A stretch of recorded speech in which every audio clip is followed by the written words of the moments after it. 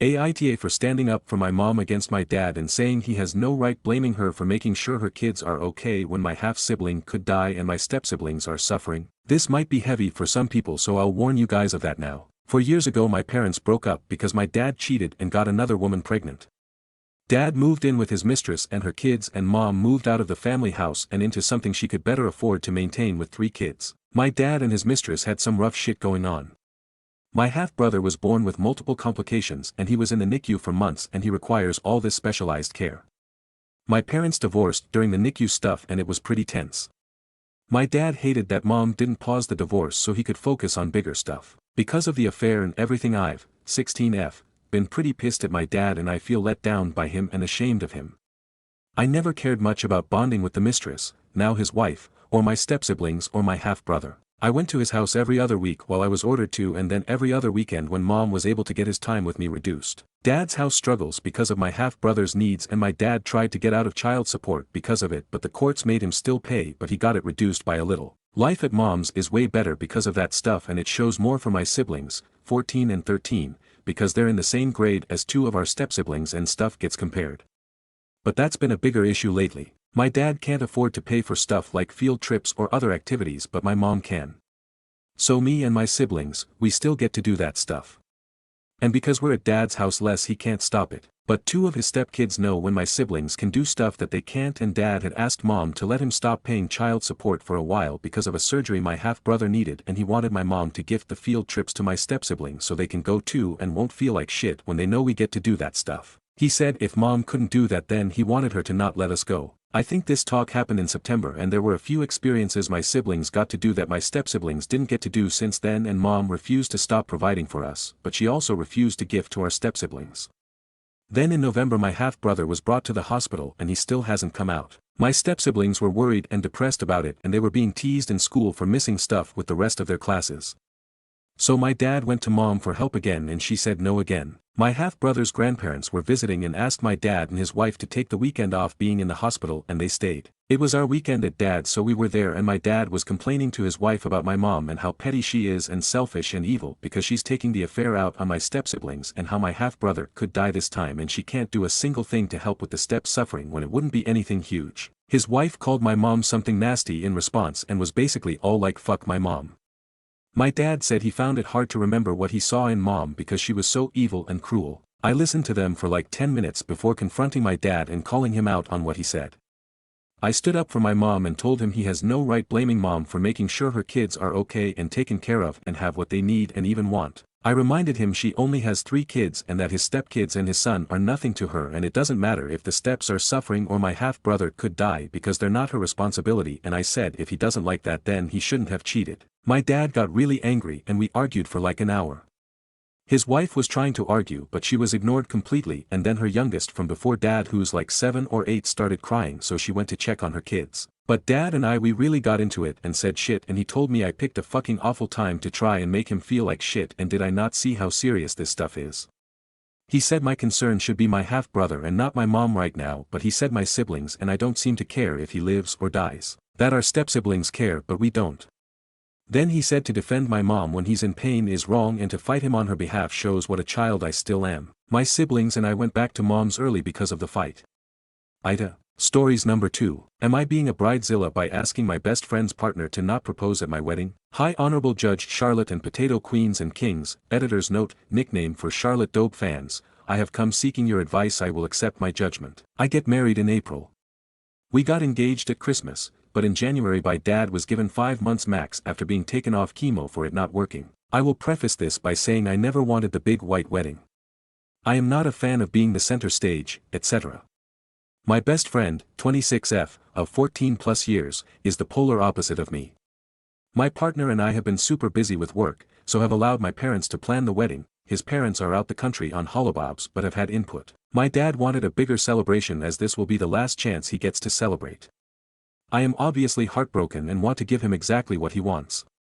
I chose my bridesmaids and my partner chose his best man groomsmen. My best friend is one of my bridesmaids and my niece is my other. My bestie from day one of being asked has been finding dresses, not a problem. I've said all along, I just want them to feel comfortable, so to wear what they want, I am paying. Some of the dresses were questionable, but I honestly didn't have the heart to tell her. Men's suits were all chosen and everyone was happy. A little side note here, my parents have never been a fan of my bestie, they think she's an attention seeker and a bit of a tart. They accepted my choice because they know I love her to bits. Last week when we went to see my bestie, she had a baby recently, so love going to see Bubba. She was saying, I think, her partner, let's call him Paul, Paul is going to propose at your wedding, and getting all excited.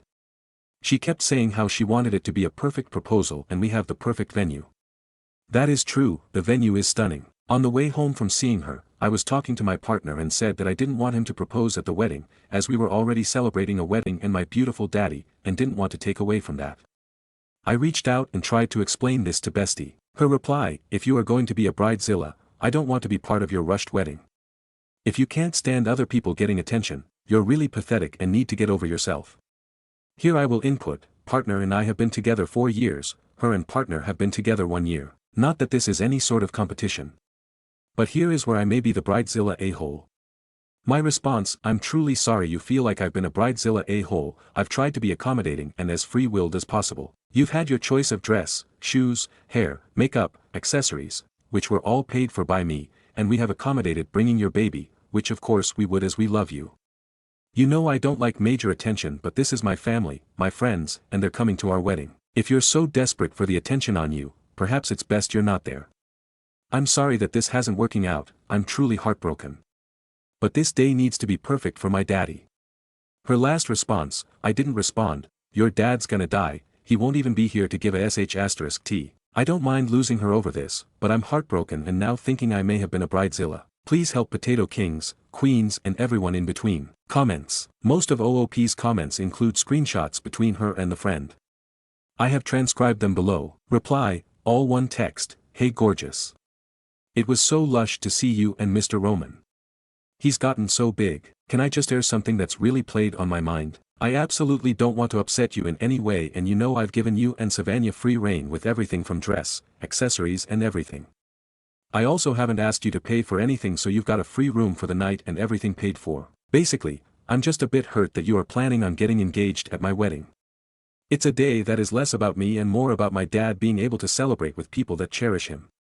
We are already celebrating 2 things, the wedding and my daddy. I was just hoping you'd maybe ask Luke to not propose at the wedding. Friend, if you are going to be a bridezilla, I don't want to be part of your rushed wedding. If you can't stand other people getting attention, you're really pathetic and need to get over yourself. Reply, I'm truly sorry you feel like I've been a bridezilla a-hole, I've tried to be accommodating and as free-willed as possible. You've had your choice of dress, shoes, hair, makeup, accessories, which we're, sick, all paid for by me, and we have accommodated bringing your baby, which of course we would as we love. You know I don't like major attention, but this is my family, my friends, and they're coming to our wedding. If you're so desperate for the attention on you, perhaps it's best you're not there. I'm sorry that this hasn't working, sick, out, I'm truly heartbroken. But this day needs to be perfect for my daddy. Friend, you dad's gonna die, he won't even be here to give a shit if we get engaged or not. Pathetic. Edit, same post. Edit, I thought I'd update as a few common points. I no longer want this girl in my life, let alone the wedding. She's a vile human being. I have always been that one girl she gets at, I've never had much luck making friends, so I think that's why I've always accepted shitty treatment. Partner hates her and has hated her since they met. I am gonna send a message and block. She's done. I'm not sure how to share SS, but I'll work it out. Update post. Thank you to everyone that gave comments, feedback, support and advice. And as I'm sure you all expected, we have an update. He was going to leave her, not propose. So my partner and I reached out to him, asked him to meet in a neutral place, we chose the park near to his house. He agreed to meet us alone. Side note, we live about 2 hours apart since I moved out of my parents and we moved to a different city. I travel most weekends to see my parents. I showed him the messages, from the screenshots shown in my last post, and he was raging.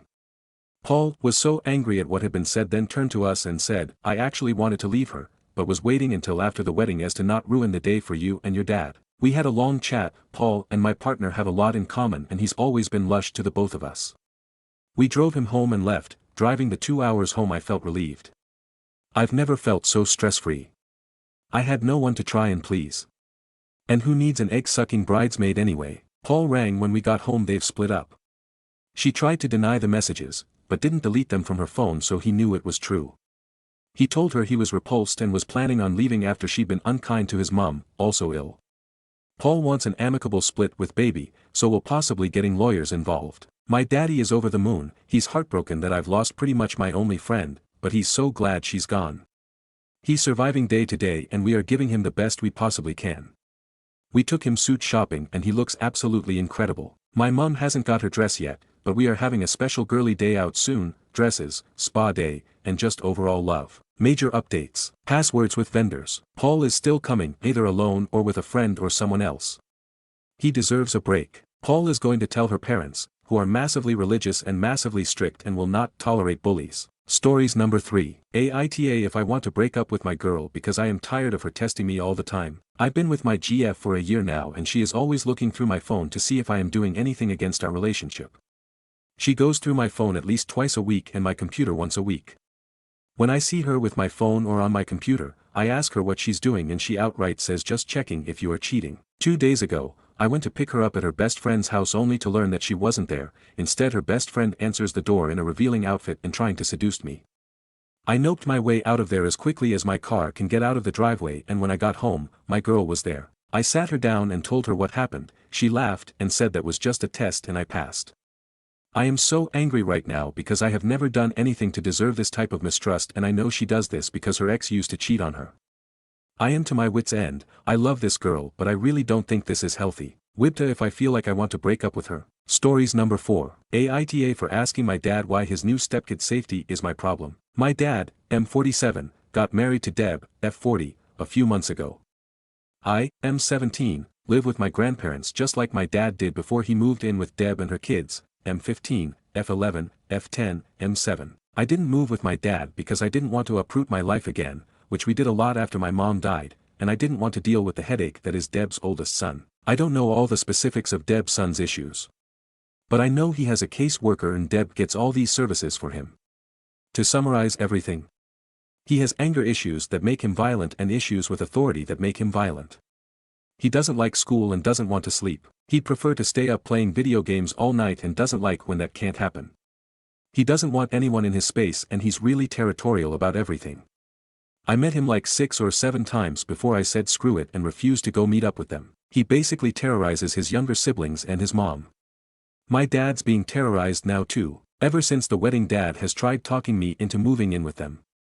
I told him no way. He asked me why I didn't want to live with him and I told him I wasn't dealing with Deb's mess of a family. He said they're our family now too and I told him they're his, he chose that, but they'll never be mine and I told him there's nothing he'll say to change my mind about it. He told me they could really use me in the house and I could be a huge asset for the other kids and I could bond with them and help keep them safe. He told me their safety is a big concern right now and Deb's trying to fight for her older son's right to get a placement for some kind of help instead of just being thrown into some other kind of help that's not helpful and makes kids like him worse. He told me I have a duty to help the younger members of my family stay safe. I asked him why that was my duty and why he thought his new stepkid's safety was my problem. I said I really don't feel obligated to keep them safe. He signed up for it. I didn't and I won't sign up for it. Dad told me this is the kind of problem we do take on when we become a family. I reminded him again that they're not my family. That he made them his and I'm choosing to not make them mine. He said that means he and I aren't family too and I said if that's how he takes it then yeah. Then he said he was disappointed in me dismissing the safety of his stepkids. I told him I was disappointed he wanted to put me in that position to begin with so we can stay disappointed with each other. Stories number 5. He put me in danger, then said he's not responsible because he's not my parent or guardian. 6 months ago, my former partner put me in a dangerous situation, physically removing me from his bed while I was asleep passed out, kicking me out with no shirt, alone in a foreign city, with no memory of what happened. You can find the full story if you look in my post history, if you're curious. A few days ago, he texted me out of the blue, I hadn't blocked him, just unfollowed and stopped engaging. He said he was reminiscing about the good old days and flipped a coin to decide whether to reach out. I kept it brief and told him I wouldn't entertain talking to someone who showed no regard for my safety or well-being. He didn't like that, so then said texting me was a mistake, doubled down on his actions, said he'd do it again, accused me of lying about not remembering, said what's the worst that could have happened, and topped it off by saying he's not my parent or legal guardian, so he's not responsible for me or what happened. Disgusted is an understatement. He's now blocked on everything, permanently. Please stay safe. Edit to add. Another thing he said before I blocked him was essentially, look what you made me do, that I made him angry and caused him to do what he did. Classic abuser talk, zero accountability all around. I replied thinking he had come to his senses to apologize or say something meaningful, only to realize he had zero intention of that. I tend to give too many chances and ignore when people show me who they are. Blocking feels intense and I don't do it often, but I'm trying to take the advice I would give a friend in this situation. Talking about it helps, so thanks for reading, commenting etc. Stories number 6. Aita My husband doesn't think having parents to stay should be a house buying consideration. I, 41F, live with my husband, 45M, in a UK seaside holiday destination. We've been looking to move house for a couple of years and I thought we had similar considerations. We spiraled in an argument today over my dream of having a house where our extended family could come for beach holidays, even while we're working. My husband is an introvert who works remotely. I am an ambivert, who can only WFH 1 day a week. So this dream of mine would mean having a house where he could be at work undisturbed by any family who might come to stay. I was thinking garden office or something like that. We've talked about this sort of thing before but I didn't realize he had a problem with my parents staying. He said he's fine with either of our siblings and their family staying whenever as they'll be out in the day. But he doesn't want my parents in the house while he's working, his live 5 minutes away, mine 3.5 hours. For context, my parents did walk behind him on a video call once. He was in the kitchen instead of his office, and rang the doorbell after I asked them not to when I was on one another time. I had given them a key, so he says he doesn't trust them not to interrupt him. They've never gone out of their way to disturb. The few times I can recall have been accidents. He says that having a dream where my parents can come to stay whenever they like while he's WFH and I'm out at the office means I'm only happy when he's being made uncomfortable. To be clear, they wouldn't be coming unannounced or anything like that. My example is, there's a heatwave forecast and I can't take the time off but they want to come down to the beach. The two main things we're arguing about and the reason I'm here are, he said buying a house with other people in mind is stupid. I agree, I shouldn't have said it was priority and have apologized.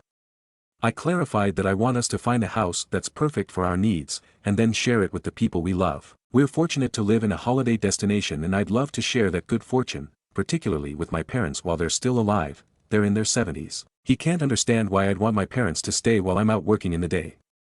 That it's not really spending time with them. He thinks my reasoning is irrational and that if I try to explain to anyone they agree with him. So here goes. While most of the time I can take days off when my parents visit, they're retired and could visit more often. It's a long drive, so them coming for a longer stay less often makes it more worth it for them and less tiring, a week instead of a weekend, not weeks, months. For me it would give the illusion of them living nearby for a while. I know this part sounds silly, but I like the idea of them being around after work.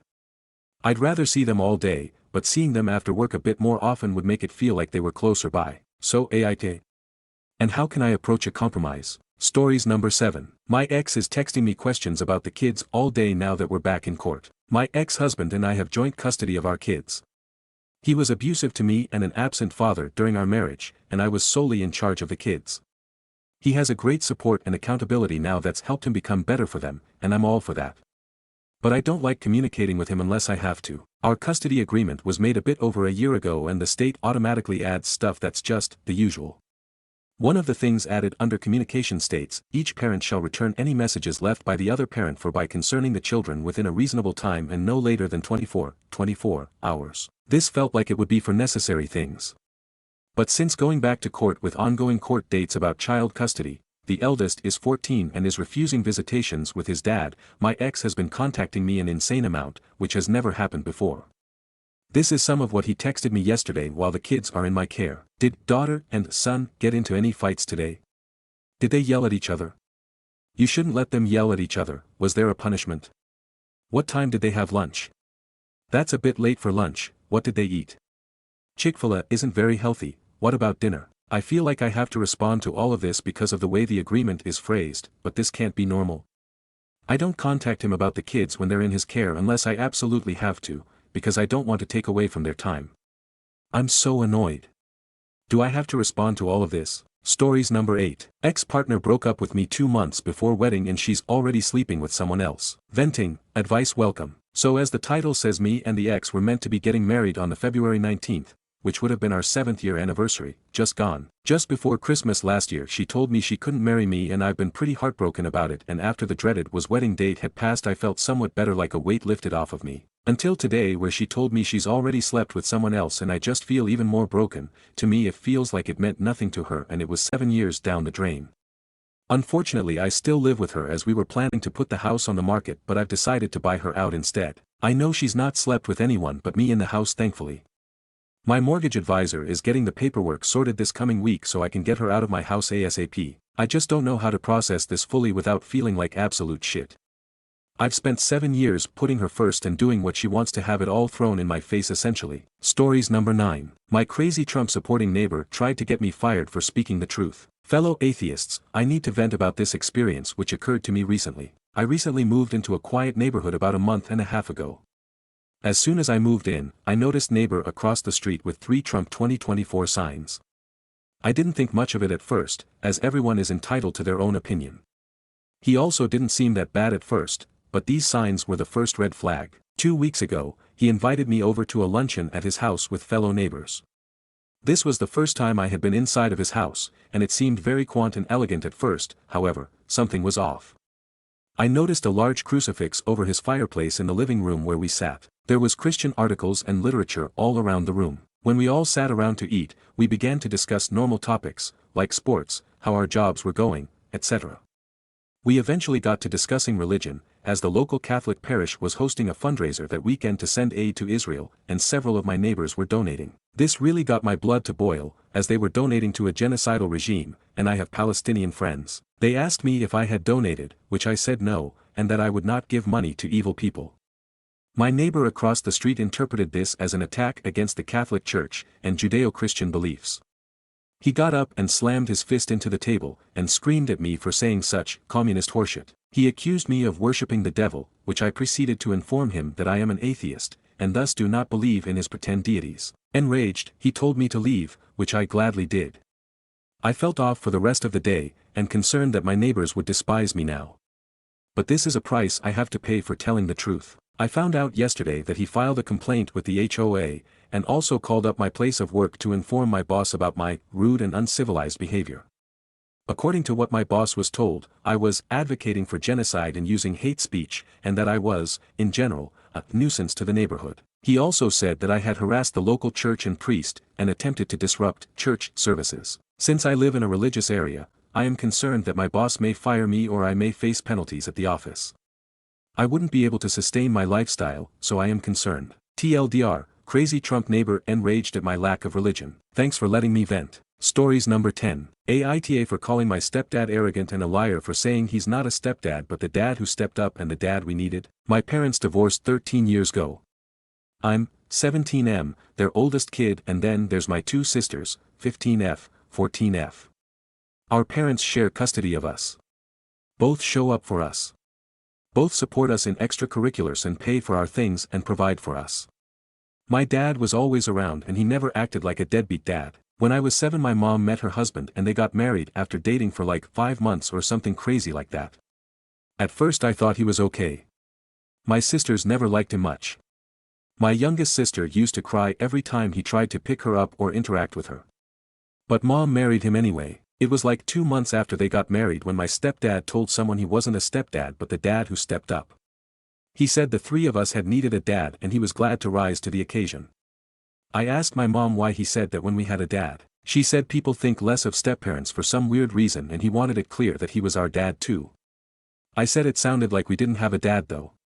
She told me it wasn't like that. The next time he said it I told my stepdad it bothered me and he said he was just so damn proud to be our dad. I said he wasn't dad though and he was, Greg.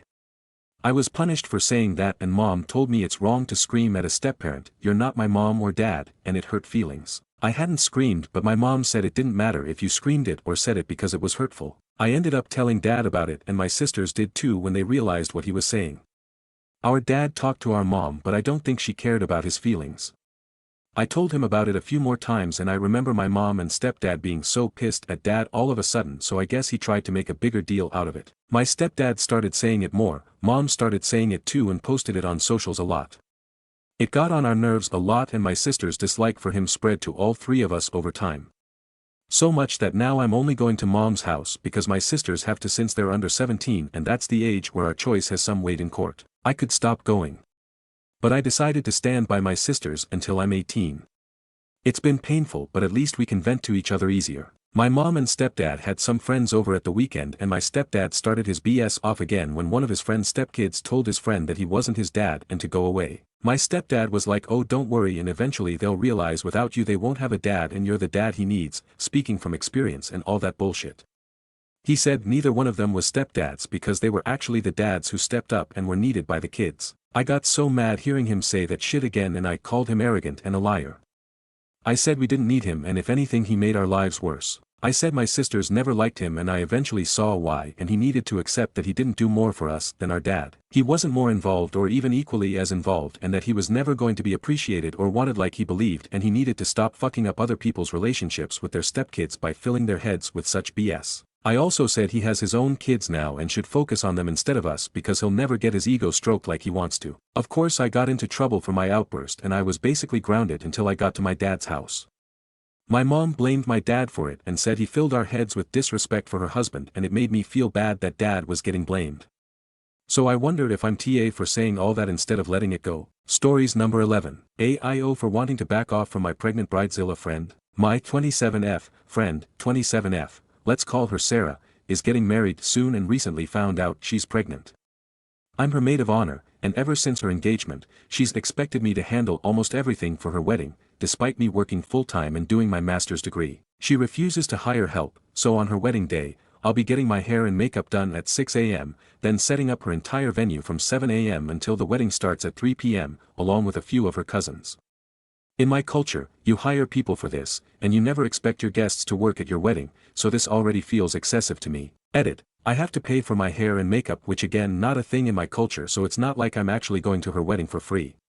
I'll be working her wedding and paying for all my accommodations and such. She's also not giving out any wedding favors because she thinks paying for food is already enough. Many people from both her and her fiance's families aren't even attending. She doesn't work, so money is a big factor, but it's really hurtful considering my full-time job, my master's degree, and now being her maid of honor while she just talks about how stressed she is all the time and takes away time from my job or school to listen to her vent for hours per day about her fiance. It seems sometimes he's messaging me because the texts don't read as if they're from her. On top of all this, our friendship feels incredibly one-sided. She got engaged on my birthday and never acknowledges it. I ignored this, but she constantly asks me when my birthday is, and I usually laugh it off saying, "Same day you got engaged." It feels like she's rubbing it in my face because she's been with her partner a lot shorter than I've been with mine. She also never reached out while I was on a deeply spiritual 10-day trip, which really made me reflect on our dynamic. It feels like if I don't initiate contact, we wouldn't have a friendship at all. Since she found out she's pregnant, I've been really lenient on this, but she doesn't have a job and hasn't worked in the past how many years. She has a dog that she hasn't trained, and TBH her being pregnant and being completely dismissive of any scientific literature on parenting and pregnancy scares me. She thinks she will be able to raise the perfect child because kids can speak, her dog doesn't understand English. Face with rolling eyes, upside down face, as if it's easier to raise a kid than it is to train a dog. Recently, I was on a 40-hour travel journey home, exhausted from kids kicking my seat and screaming on the plane. I communicated to her about it, trying to explain I was so tired and didn't have the energy for a deep talk. Instead of sympathizing, she took it personally, saying she'll be traveling with her newborn in the future and she doesn't respect my opinion that I don't appreciate misbehaved children because parents aren't responsible. I actually did make the exception to kids crying because their ears popped or had a bad dream, etc., because you can't control that, but kids jumping on their seats and kicking my chair and screaming about the games they're playing on the plane TV, continuously knocking my head as they fire their finger at the screen. I paid an extra $200 for my emergency exit seat for the peace of mind, and no, I didn't get that. I replied with some basic scientific info on flying with infants, which I know about because I'm interested in pregnancy and parenting, and I even reassured her that it's her life and she should do whatever she wants if her doctor approves. She acted fine in the moment but later messaged me, on a platform she knows I rarely check, saying I crossed a boundary and that as an expectant mother, she didn't appreciate me educating her because she already has a doctor and a mom. Meanwhile, she's previously gotten mad at me for not warning her about pregnancy risks like miscarriage, so I feel like I can't win.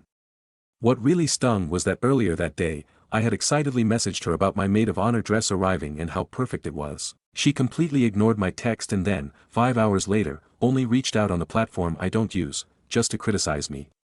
It felt like she deliberately chose to engage only when she had an issue with me. She told me I disrespected her by giving her information she didn't ask for. Again, she got mad at me in the past for not sharing risks of pregnancy. She stated that I went on and in reality only one text went through because the plain Wi-Fi wasn't working. I feel completely disrespected because unless I kiss the floor she walks on and accept any uneducated opinion she pulls out of her ass, she gets angry. I usually try to agree with her to appease her, but when it comes to the health of a baby, I'm very concerned. I've started to feel like everything is always about her. She gets mad at people for doing things she constantly does, e.g., holding grudges for small things but expecting me to forgive her instantly.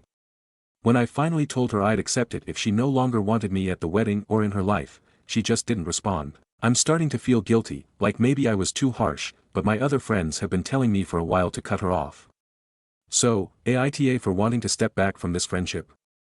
Or am I overreacting? Stories number 12. Aita for telling my brother's fiance she can't stay with me any longer. I, 26M, live in a 2-bedroom apartment, 1 bedroom for me, the other is my office since I work from home. I'm home basically all the time except when I hit the gym. My older brother Oliver, 28M, got engaged a few months ago to Sophie, 27F, and our family's pretty traditional, so they're not living together until they're married. A few weeks ago, Sophie had a massive falling out with her parents. Long story short, they didn't approve of something she did, things got bad, and they basically told her to leave. She couldn't stay with Oliver because he still lives at home, and his place is even stricter than hers, and she didn't really have other options because her friends either live with their parents or have tiny studio apartments. Oliver asked if she could crash at mine for a week or two while she figured things out. I wasn't thrilled, but I felt bad, so I agreed. That was 5 weeks ago. At first, it wasn't a huge deal. She slept on the couch, kept her stuff in a corner, and I thought she was actually looking for a place. But then she moved into my office because she said she needed some privacy. Now my whole work setup is crammed into my bedroom, and I literally work from home. It's been a huge pain in the ass trying to focus. And the thing is, she does work. She's an accountant for some small family-owned company, so she's got a chill schedule, like 8 a.m. to 3 p.m. Meaning she's home a lot. Which wouldn't even be an issue, except now it feels like she's fully moved in. She's always in the living room watching TV, cooking in my kitchen, but somehow never cleaning up after herself, and just kinda taking over my space. I can't even relax in my own place anymore. I've asked Oliver multiple times when she's leaving, and he just keeps saying, "We're working on it." But I'm not seeing any effort from either of them. It's like they just expect me to deal with it until the wedding. So last night, I told Sophie she needs to be out by the end of the week. She got upset, said she had nowhere to go, and that I was being heartless kicking her out when she's in a tough spot. Oliver got pissed too, saying I should be more patient since I have space and she doesn't have options. Even my parents think I should just suck it up for a little longer. But like I've already let her stay for over a month, and my whole routine is messed up. I can't work properly, I have zero privacy, and it's not my job to house my brother's fiance. So, Aita for putting my foot down. Edit. 4 people asking why she can stay with me but not Oliver and our parents, it's mostly cause our parents are way more traditional than hers. They don't want them living together before marriage, but I guess they trust me not to sleep with her, unlike Oliver lol. Makes no sense to me either, but that's just how they see it. Also, 4 people asking if she's helping out, yeah she does buy most of her own groceries, so at least there's that. But still living here rent-free and talking up my space. And for the few saying this sounds AI or fake, well English ain't my first language, so some stuff got translated with translating app, so probably why it could sound weird. Oh, and to the guy who said this is their wedding gift, honestly kinda funny. By the way, wedding sometime mid-July, no idea on the exact date. Stories number 13. My wealthy parents, 70s, disowned me, 40F, for leaving my marriage but just invited my ex-husband, 42M, on a luxury trip with my kids, 5F, 8M, 10M. How do I handle this? I, 40F, was married to my ex-husband for 13 years, and we have 3 kids together, 5, 8, 10. He's a kind man and successful in his career, but we didn't make each other happy, so I decided to separate. A year later, I fell in love with my best friend, and another year after that, my ex-husband found love with a colleague. We're both happy, and happy for each other. My parents, however, have been absolutely horrible throughout this time. They adored my ex-husband, but in my opinion, more for his wealth than his character. My parents are wealthy too, so he was considered part of their class. My new partner is also successful in his field, but he works at a local bank, which, according to them, isn't an acceptable career. When I told my parents I had separated, my mom screamed at me, saying no other man would ever be accepted by my side. She assumed I was cheating, because why else would I leave such a great man? I begged them to just understand how deeply unhappy I had been, nothing more. Just to acknowledge that I was struggling. They absolutely refused. The months that followed were horrific. I felt immense pressure to fix my marriage. My mental health deteriorated rapidly, I fell into a deep depression, my anxiety skyrocketed, and if it weren't for my best friend, now my partner, I don't know what I would have done. I eventually spent 6 months in a psychological day clinic, where I learned one essential truth: I am allowed to choose happiness. During this time, the worst period of my life, my parents called me a failure. My support system, they said, was rotten, and I was a loser. All I had wanted was their approval, or at the very least, a sliver of understanding. My brother had gone through an ugly divorce years earlier, my father even had to testify in court, so I understand their fear. But my ex and I had a great relationship. The difference? My brother's new wife is a multimillionaire, which, I suppose, makes acceptance easier. I distanced myself from my parents. My mother is narcissistic, and I began to realize how much that had shaped my self-worth. But as a mother myself, I kept hoping they'd just be happy for me. Last year, my father and I had a long conversation in which he admitted he could see how some aspects of my ex-husband's personality might have affected my happiness. I was so relieved that I immediately called my mother that evening. What followed was one of the most vicious conversations of my life. She insulted everything that brought me joy. My friends? All losers. Me? Too stupid and incompetent to ever have a career. My partner? A selfish bastard who took advantage of my weakness to worm his way into my heart. She was drunk, and it was ugly. I defended myself without ever insulting her. I reminded her that I have a master's degree from an Ivy League school, that I was building my own business, but that my priority at the time was my mental health. She dismissed it all, telling me how incredibly successful she was, a narcissistic exaggeration, and that she would have never even considered hiring me because I was such a failure. A failure at everything. I pointed out that I was younger than she had been when she started her business, and unlike her, I at least had a degree, meaning I had other job opportunities. More than anything, I regret not recording that call. She has since told everyone that I insulted her, claiming I demeaned her for never having gone to college. That I basically called her stupid. My brother and father were horrified. I tried to explain, but my father ultimately sided with her. Eventually, I told my parents that unless they could at least stop insulting me, they would no longer have access to their grandchildren. Since then, contact has been minimal. I reached out on Christmas, New Year's, even my 40th birthday, but my mother is ghosting me, and my father remains distant. I'm currently saving up for a house so I can move closer to my partner, which means I don't travel when I have the kids.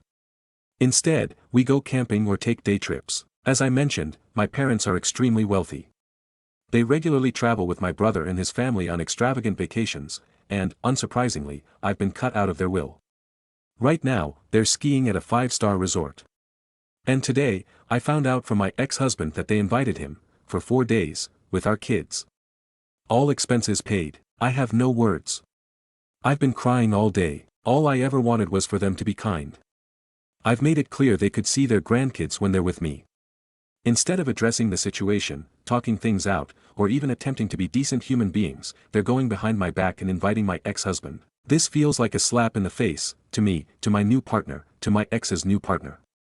It's as if they're rewarding my ex-husband while making sure I feel excluded. The trip alone costs around $3,000 for those 4 days, money that I could desperately use for, well, anything. My ex-husband is not going. He agrees that my parents' behavior is incredibly strange. But I don't know how to move forward. Do I reach out to my father? Let it go. I'd appreciate any advice or perspectives. TLDR, I, 40F, divorced my ex-husband, 42M, amicably, but my wealthy parents, 70s, never accepted it. They adored my ex, likely more for his status than his character, and treated me horribly when I left. My mother insulted everything about my life, called me a failure, and spread lies about me. I set boundaries, telling them they couldn't see my kids, 5F, 8M, 10M, unless they stopped insulting me. Since then, they've barely spoken to me, but today I found out they invited my ex on a luxury ski vacation with my kids, all expenses paid. I'm heartbroken and don't know how to respond. Stories number 14. Aita for not comforting my BF after he didn't like my cooking. Earlier in the day, I told my BF that I was going to make mapo tofu, a dish he's never had before. It is one I like a lot. He told me he's never had tofu before, so I was excited for him to try it. Since we have different cultures and different taste, I told him ahead of time that if he didn't end up liking it, he can order out. Not that it matters much, but he's white and I'm Asian. When I was making the food, he comes into the kitchen and tells me Taco Bell seems nice right now. To which, I tell him I want him to at least eat some of the food I'm making.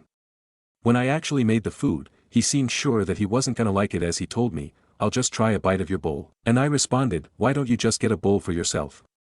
He responds with, I told really eat tofu. I was confused because I thought he told me he's never tried it before. When he took a bite, he said, it's good, I just don't like the texture of tofu. So I ate my bowl by myself while he prepared the dog's food. When I'm about to clean up, he asks me, are you mad I didn't like it? I said, no, I'm not mad, I'm just disappointed. I made this for us. He said, at least I tired it. You're making me feel bad, fine I'll just eat it. I was thrown aback because I don't want him to feel forced to eat something he doesn't like. So I responded with, no it's fine, you can get Taco Bell. I'll just pack this for my sister and I's lunch. He then said, I'll just eat it, you're making me feel guilty, to which I just shrugged. We then got into a long argument with him saying he expected me to comfort him when he expressed himself feeling guilty after the way I acted my tone of voice. He said he felt like I was guilty tripping him. I felt like I am not responsible for him feeling that way, just the same way I don't blame him for me feeling disappointed. I just don't know what more there was to say. I told him he's free to get takeout, and that I wasn't mad at him for not liking my dish. Maybe I did have a bad tone, but it might be because I was disappointed. Please help me because I have no idea if I was in the wrong or not. Stories number 15. Aita for telling my MIL to piss off after she criticized me for going to the gym while pregnant. I, 28F, am currently pregnant and have been staying active by going to the gym, as my doctor has assured me it's perfectly safe. I don't do anything extreme, just light weights, walking, and stretching to stay healthy for myself and the baby. My MIL. She's been making constant comments about how I'm selfish and putting my baby in danger by working out. She even told me I'm asking for a miscarriage by not just sitting at home and acting like a proper pregnant woman. I've tried explaining that my doctor is on board, but she won't listen. Today, she pushed it too far, saying I was going to regret it when something happens. I snapped and told her to piss off and stop sticking her nose in my business. Now she's playing the victim, saying I was disrespectful and that I should apologize. My husband is on my side but thinks I could have handled it more calmly. Aita for snapping at her. Stories number 16. Turn off my internet. No more gaming for you. My ex, 29M, has not been taking our breakup kindly since I, 31F, ended it in December. He's tried to guilt me into getting back with him, not respected my boundaries and really living up to his comment that he no longer needs to be nice to me now that we're not together. I've done my best to not engage with these interactions where I can by removing myself from the room or not replying to messages when they are of this nature and blocking him on social media. We shared a rental house together, so when he moved out I started the processes to change the services that were in his name over to mine. One of those was the internet. When he left, I called the provider but as I was the secondary on the account, I could not make changes without his permission as it was his account. I explained the situation, that he'd moved out, so they emailed him the form he needed to fill out to change the account over to me. All he needed to do was fill it out and email it back, a 5-minute task at most. Now did he do that? Of course not. He called them up and cancelled the account instead, leaving me without internet. To his credit, he let me know after he'd already cancelled it that he'd done so I didn't come home to a surprise. This meant I had to create a new account and restart the service. Unfortunately the previously set up router didn't like this, leaving me without internet for a week while we solved the issue and it removed the deal we had for a cheaper price on a faster internet speed. Overall it was a massive headache that could have been avoided if he'd simply filled out a form. After all that, I hadn't planned to do anything about it. It was done and sorted, he was out of my life and his poor behavior no longer impacting me, but a few weeks ago I got an opportunity one couldn't resist. I log onto my computer one Saturday afternoon and open up my Steam account to pick a game to play. I go to open a game and get a notification that another device is playing Star Wars, Jedi Survivor. Opening a new game will close this device. For those that don't use Steam, it is typically a single user system, unless you have a family account, that only allows one device to play at a time. My ex had previously logged onto my Steam account on his laptop while we were still together to play Hogwarts Legacy so he didn't have to buy it himself. Once he'd finished that, he made the poor decision to not make his own Steam account and keep buying games he wanted on mine. Also it's important to note here that once you've bought a game on an account, you cannot transfer your account's copy to another. I had looked into this previously to try to give him the games he'd bought but couldn't find a solution and left it for another day. I knew I had 3 options here. I could just play my game and kick him off his temporarily, allowing him to log back in later and play, giving my time to see if I could find another solution for transferring the games he'd bought. I could go do something else and let him play. I could change my password and kick him out permanently. So what did I do? I picked option 3, I kicked him out permanently, mid-game, with no courtesy message first. 10 minutes later this boy has the audacity to send me a message asking for my Steam password. I did not justify him with a response. The icing on the cake. Turns out he was out at sea for work with minimal internet. So even if he created his own Steam account and bought himself the games, he would have struggled to download them. Edit. I have since learned from a few commenters that he won't have to re-download the games if he creates his own account. Thanks for the intel. I'm still going to enjoy that he has to buy them all again. Some of these games cost $70 each. Stories number 17. My BFS, 28M, mom insisted that I'm 26F, a man. Secondary account for reasons. Not even he knows why. We've known each other for 8 years, almost 9, and have dated for 4 of those. This is the second time we are dating. I knew she didn't like me, but geez. He called her because she had wanted a private conversation with just him, only to tell him to hold off on marriage until he can be sure I'm not a man. He said I'm not. Then she told him you never know, and he goes, yes I do know, Eve's seen her, and she continues to insist that you never know, and he literally got so annoyed he told her he has seen my menstruation, and this is where she finally goes, oh. I just can't fathom it. It'd be funny if she wasn't so insistent. Stories number 18. Aita for telling a friend isn't not her business how me and my husband parent. My husband has a friend Erica. I don't like her. She always seems weirdly judgmental of the way we do things. Most of that judgment being on me. Anyways, the last time she was over, my husband and her were talking about kids. Erica and her so have kids, as do we, and mornings got brought up. For some information, I don't do mornings, my husband does. He works 9 to 6 and I start at the same time as him but end earlier. He does mornings because he doesn't mind waking up earlier, and I get more sleep and less on my mind in the morning. It's an arrangement that works for us, and I always do mornings if he's sick or physically can't. When Erica found that out, she started with judgment. I was in the same room as them but just wasn't adding to the conversation. Stuff like, oh both my husband and I do mornings, and, kind of sucks you're on your own 100% of the time. I didn't like that and let her know that my husband and I's decisions aren't any of her business. The topic switched over to something else and she didn't say anything related to me after. Aita. My husband says that I made if awkward. Stories number 19. Aita for feeding my husband well, causing SIL's husband to insult her for not doing the same. Recently I hosted a dinner party for my husband's birthday. The whole family was there, and it was nice. After dinner, I started preparing my husband's lunch for the following day. Background: my husband comes from a very liberal family. I come from a very conservative family. While I vote blue, I still have a lot of conservative tendencies, I guess. My husband makes more money and pays most of the bills, and I'm grateful for this. Because of this, I do most of the chores and cooking. I only work part-time and we don't have children, so I easily have the time to do this. He makes me happy, so I try to make him happy too. Anyways, my husband and his brother work together. I pack my husband pretty nice lunches. That particular night I was preparing him brisket sandwiches and some sides. I had been letting the brisket smoke all day, so it was finally ready. BL commented on how nice the brisket smells, and how he was jealous that my husband always has such good lunches. He said he's lucky if his wife will pack him a ham and cheese sandwich. His wife said, "You're a grown man, you can make your own sandwiches," which made me laugh, because it's definitely true. He got mad and pointed out that I work part-time, but I still make the time to cook for my husband, and that since she doesn't work at all, she should have plenty of time. At this point I was super uncomfortable and disappeared myself to a part of the kitchen where I couldn't see them. They got in a screaming match, until eventually BIL went outside to smoke. SAL came into the kitchen to heat up a bottle for their youngest.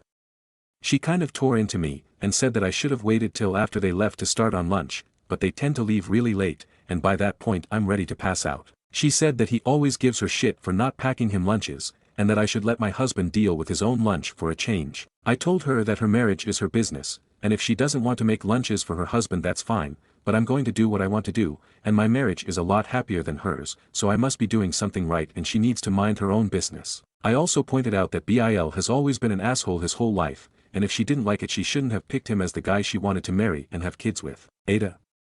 The whole family kind of thinks SIL is the asshole, but I've been feeling guilty. Stories number 20. Wibta, if I send an email to the birthday girl's mom explaining why my daughter left the party early. My 43F daughter Annie 9F was invited to a party at a bowling alley to celebrate a classmate's birthday. Only girls were invited to the party and about 21, edit, I think it might have only been girls 17, were in attendance. We were about 5 minutes late to the party and arrived at the same time as another classmate, Betty. Due to the long lines, it took Annie and Betty about 10 minutes to get their shoes and to walk over to the lanes. The hostess had reserved 3 lanes next to each other. As typical with bowling alleys, there was 2 curved benches for seating for 4 lanes. When we arrived at the lanes, the other girls' names were programmed into the 2 lanes and an adult male was programming his name in the 3rd lane. Annie went to the area and was directed to the 3rd lane. I said hi to a few of the other parents and saw that Annie left the area. I asked her where she was going and she said that she was told to go get a blue ball because it was lighter. I realized that the ball was 14 pounds, so I told her I will go look for a lighter ball for her. When I came back with a ball, one of the parents asked if I was bowling and I said that I was just getting a lighter ball for Annie. As I gave the ball to Annie, I heard the dad of one of the other girls say to Betty that her name is now on lane 2 as the birthday girl's mom, the hostess, Dana, came by. I asked Dana if Annie can also be added to lane 1 or 2 and was told that Annie is in lane 3. I was surprised and walked over to lane 3 to see that Annie was added to lane 3 and the only player on lane 3 was Annie playing with the adult male who we didn't know with a bunch of other players named Kid 1, Kid 2 and Kid 3. I then saw Annie sitting by herself. I asked her if she wanted to go to the other bench to join her friends but she said she was on lane 3 and was waiting her turn to bowl though the adult male was bowling for the other kids. I let her be and went back to talk to some of the parents but 5 minutes later realized she was still sitting alone on the bench rather than joining her classmates on the other bench for lane 1 and 2. I walked over and asked her again why she didn't join the other classmates and she said that she felt left out. So I asked her if she wanted to go. She said she did because she didn't want to play with the adult male stranger. So Annie and I walked out. As we went out the door, her friends asked her why she was leaving and she said she didn't want to bowl with the male stranger. The other parents asked me why we were leaving and I said that Annie was playing on a separate lane by herself. A few parents offered to have them take turns in lanes 1 and 2 but by that time Annie had walked out. I then took her out for ice cream. After we left, I realized I could have asked Dana to divide the girls evenly into 3 lanes but by that we had already left. I'm really upset how the hostess thought it was okay to isolate Annie and am glad I didn't just drop her off and leave. Wibta is if I sent the hostess an email explaining why we left early and how the setup was exclusionary, and that it was improper to have my daughter bowl with an adult male stranger instead of her classmates. Stories number 21. I started washing and putting away my roommate's favorite mug whenever she uses it. When she caught me I lied about why. I, 30M, share an apartment with my friend, 30F, I'll call her Gwen. Gwen has a lot of mugs, more than will fit in the cup cupboard all at once. So she rotates them seasonally, she loves swapping them out. I asked why and she says it's like getting new mugs every couple months. But there are 2 mugs in her collection that never leave the kitchen. They are rarely in the cupboard because the second they are washed she uses them again. We have a dishwasher, but it's broken. Part of our chore division is that we each take care of our own dishes. The thing is I know she doesn't like doing her dishes, it's a sensory thing, but she insisted that we do our own dishes and I thought that was pretty fair. I also know that Gwen's most favorite is her Spider-Man mug. She's never told me that, I can just tell because the Spider-Man mug gets picked before any of the others when it's clean. I know this because I see it in the sink every day for her to wash before bed with her other dishes from the day. There were times that her dishes sat for a couple days before she could force herself to work through the sensory issues and get them done. It never got to the point of smelling bad, and she apologized every time for any dishes she left overnight. I truly did not mind when that happened. I understand the sensory issues and I'm proud of her for keeping on top of it as much as she was. Now comes the part one need to get off my chest, the background info was important I promise. Every time Gwen realizes she can use her Spider-Man mug she dances an adorable happy dance while making her tea for the morning. She doesn't seem to realize she's dancing, or doesn't realize I noticed her dancing. Either way, it's my favorite part of the day when I am getting ready for work and she dances a happy dance while getting her breakfast because she gets to use her Spider-Man mug every single morning. It seriously cheers her up and she's been a lot more positive throughout the day since I started doing this. Gwen found me washing her dishes last week. I had been doing them for a while, but this was the first time she walked in and caught me bubble-handed washing her Spider-Man mug. Not gonna lie, I panicked. She thanked me for helping her and then asked why I started to do her dishes too. She even asked if I was annoyed by her dishes when she left them. This was absolutely not the case, but I couldn't tell her I watch her happy dances. That's creepy, right? But it's so cute and makes me so happy to see her so happy. If she knew I watched her dance she would feel self-conscious and stop doing them. She's pretty shy about stuff like that. She won't sing in front of anyone, but singing is one of her favorite things to do, and I've caught her singing along to her music before she realizes I'm home more than she realizes. I also pretend not to notice when that happens. She has a really pretty voice. So yeah, I couldn't tell her why I'm really doing her dishes or I would lose my favorite part of my day. I told her I like to get mine done every night. It's something my mom always told me to do. I was already there so it wasn't a big deal to do hers too. It saves water and she does a few of the household chores that I hate because she likes them, so I don't mind doing this one tiny extra chore that she doesn't like. I feel like I was pretty obviously not telling the truth, but I think she believed me, lol. She didn't tell me to stop and she hasn't brought it up since she caught me. So I still get to see her happy dances when she goes in the kitchen and sees her Spider-Man mug ready for her to start the day. TL, Doctor, I wash my roommate's favorite mug every night to give her something to look forward to in the mornings. She does a little happy dance every time she uses her mug and it makes me happy to see her that happy. Edit 1, alright, I'm headed to bed, thank you all for your comments. To clarify, we are just friends, we are roommates now, but we were friends first. Anyways, it's been fun, but it's 5 AM and I have an appointment at 10 AM. This should be fun. Good night. Edit 2, it is now 9 AM. I just woke up to so many notifications. Jesus H. Christ, what happened while I was napping? Thank you everyone for your responses. I did not expect my habit, that I thought would be seen as weird or creepy, to get so much attention. I'm so glad so many of you got a smile from my post. As you can tell, I like to give people a reason to smile. I hope you all have an awesome day. Edit 3, guys, she found the fucking post. Scatter. No, for real. She commented on this post. She made an account specifically to comment. How? How did this happen, and how did it happen so goddamn fast? I didn't think she was on Reddit. She's always on YouTube watching video games or listening to stories. She used a picture of the mug as the profile pic. I'm panicking. I'll update when I'm brave enough to go out to the kitchen. I can hear her cooking. Stories number 22. Your poop, your shit. I'm a cleaner by trade and I recently got put into a high-end car dealership because another worker was receiving complaints. Without bragging, I'm one of the better quality employees, so they put me in to restore the client's faith. Anyways, there is this one salesman who, for lack of a better word, lacks common decency and common toilet etiquette. At the end of the day, as I arrive and this guy leaves, he is the last employee out. He loves to leave skid marks and unflushed floaters for me to deal with.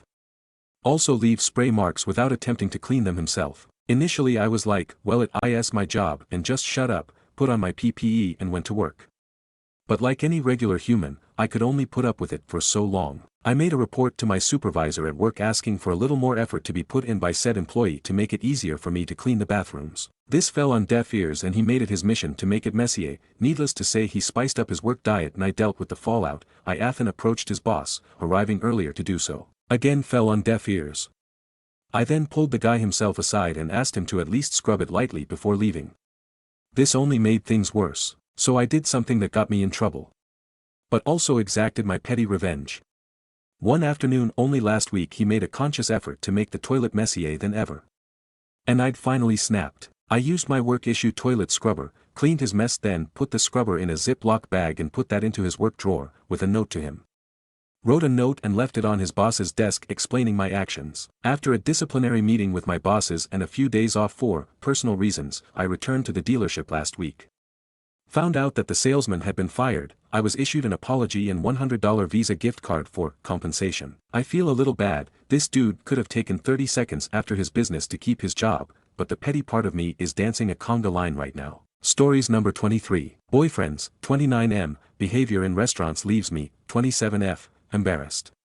How can I avoid such scenarios? Whenever me and my boyfriend go to a restaurant, he would often order something that he visions in a certain way in his head, which is different from the way how it's actually supposed to be, and when his food arrives, he starts complaining that it's not what he had in mind. Mind you, this occurs 8 out of 10 times. For instance, yesterday he ordered an espresso macchiato. A couple minutes later the waiter brings him exactly that, after which he freaked out, whining about not being able to get a decent coffee, why he always have to suffer from getting this little shitty-ass cup of coffee. I used to work as a barista, so I know my way around coffee, and I explained that he got a perfectly prepared espresso macchiato. Apparently he automatically assumed that he'd get a large cup of black coffee with milk just because of the word macchiato. Then this morning whilst we were getting brunch, I recommended him the toasted sandwiches, pointing at the list of ingredients reading the name of it out loud simultaneously. He liked the sound of veggie cheese, so he agreed to that. The waiter brings his veggie toast, he whips the sandwich open, frantically searching for the eggs. I asked him what eggs. He tells me understood eggs and cheese instead of veggie cheese, and didn't bother to look at the menu as he trusted me. This was probably the 5th time in a row that the same incident occurs, and I'm getting frustrated with him refusing to learn at least a few basic types of coffee since he's already consuming it on a regular basis, ending up causing a scene. Literally not one of my friends have ever done something remotely similar to this. How am I supposed to handle this behavior? Stories number 24. Steal my deposit? Okay then. In a wildly poetic turn of justice, I once found a binder organizer sitting in a coffee shop bathroom. I looked inside to see if I could find owner info to return it, and lo and behold, it belonged to a local builder developer who had screwed me out of a refundable lot deposit about 1 year before. My wife, at the time, and I were in the early stages of a divorce, and it would have been really helpful to have the money back. He had reassured us it was refundable, but he and his office manager basically said, F off, when we contacted them to get it back. It wasn't feasible to sue as lawyer fees would have been substantial. I did ask my family law attorney though. This guy's entire life, everything, contacts, receipts, banking, calendar, even personal documents were in that massive organizer. I tossed it in the dumpster out back as I left. Stories number 25. Aita for snapping at my GFS sister after she kept nagging us to let her dogs meet my newborn. I'm Matt, a 24 years old male, and my girlfriend Cindy, 26F, and I have just welcomed our gorgeous baby into the world. He's 5 days old now. But the recent family drama has left me quite frustrated. A little bit of background: Cindy's sister, Gina, 33F, is a complete dog nut. She has 4 Rottweilers and is always spurring people to play with her dogs. I, however, just plain don't enjoy dogs. It's a personal preference. I can't abide their odor and how they intrude on personal space. Cindy isn't a dog hater. She regards them as pets and likes to stand back with some respect, petting them only under the owner's watchful eye. But Gina's full-blown devotion to her dogs has always rankled me. 2 months ago, Gina invited Cindy, me, and a couple of others over for a party. I did not want to go, knowing very well that I would have to deal with her dogs. Cindy assured me that the dogs would be kept away and that she had already spoken to Gina about it. So, I agreed reluctantly. All was well at the party until Gina cornered me and began pressuring me regarding my alleged aversion to dogs. I attempted to explain, calmly explaining that it's just that I don't like the way they smell and I'd be fine with them as long as they are kept at arm's length.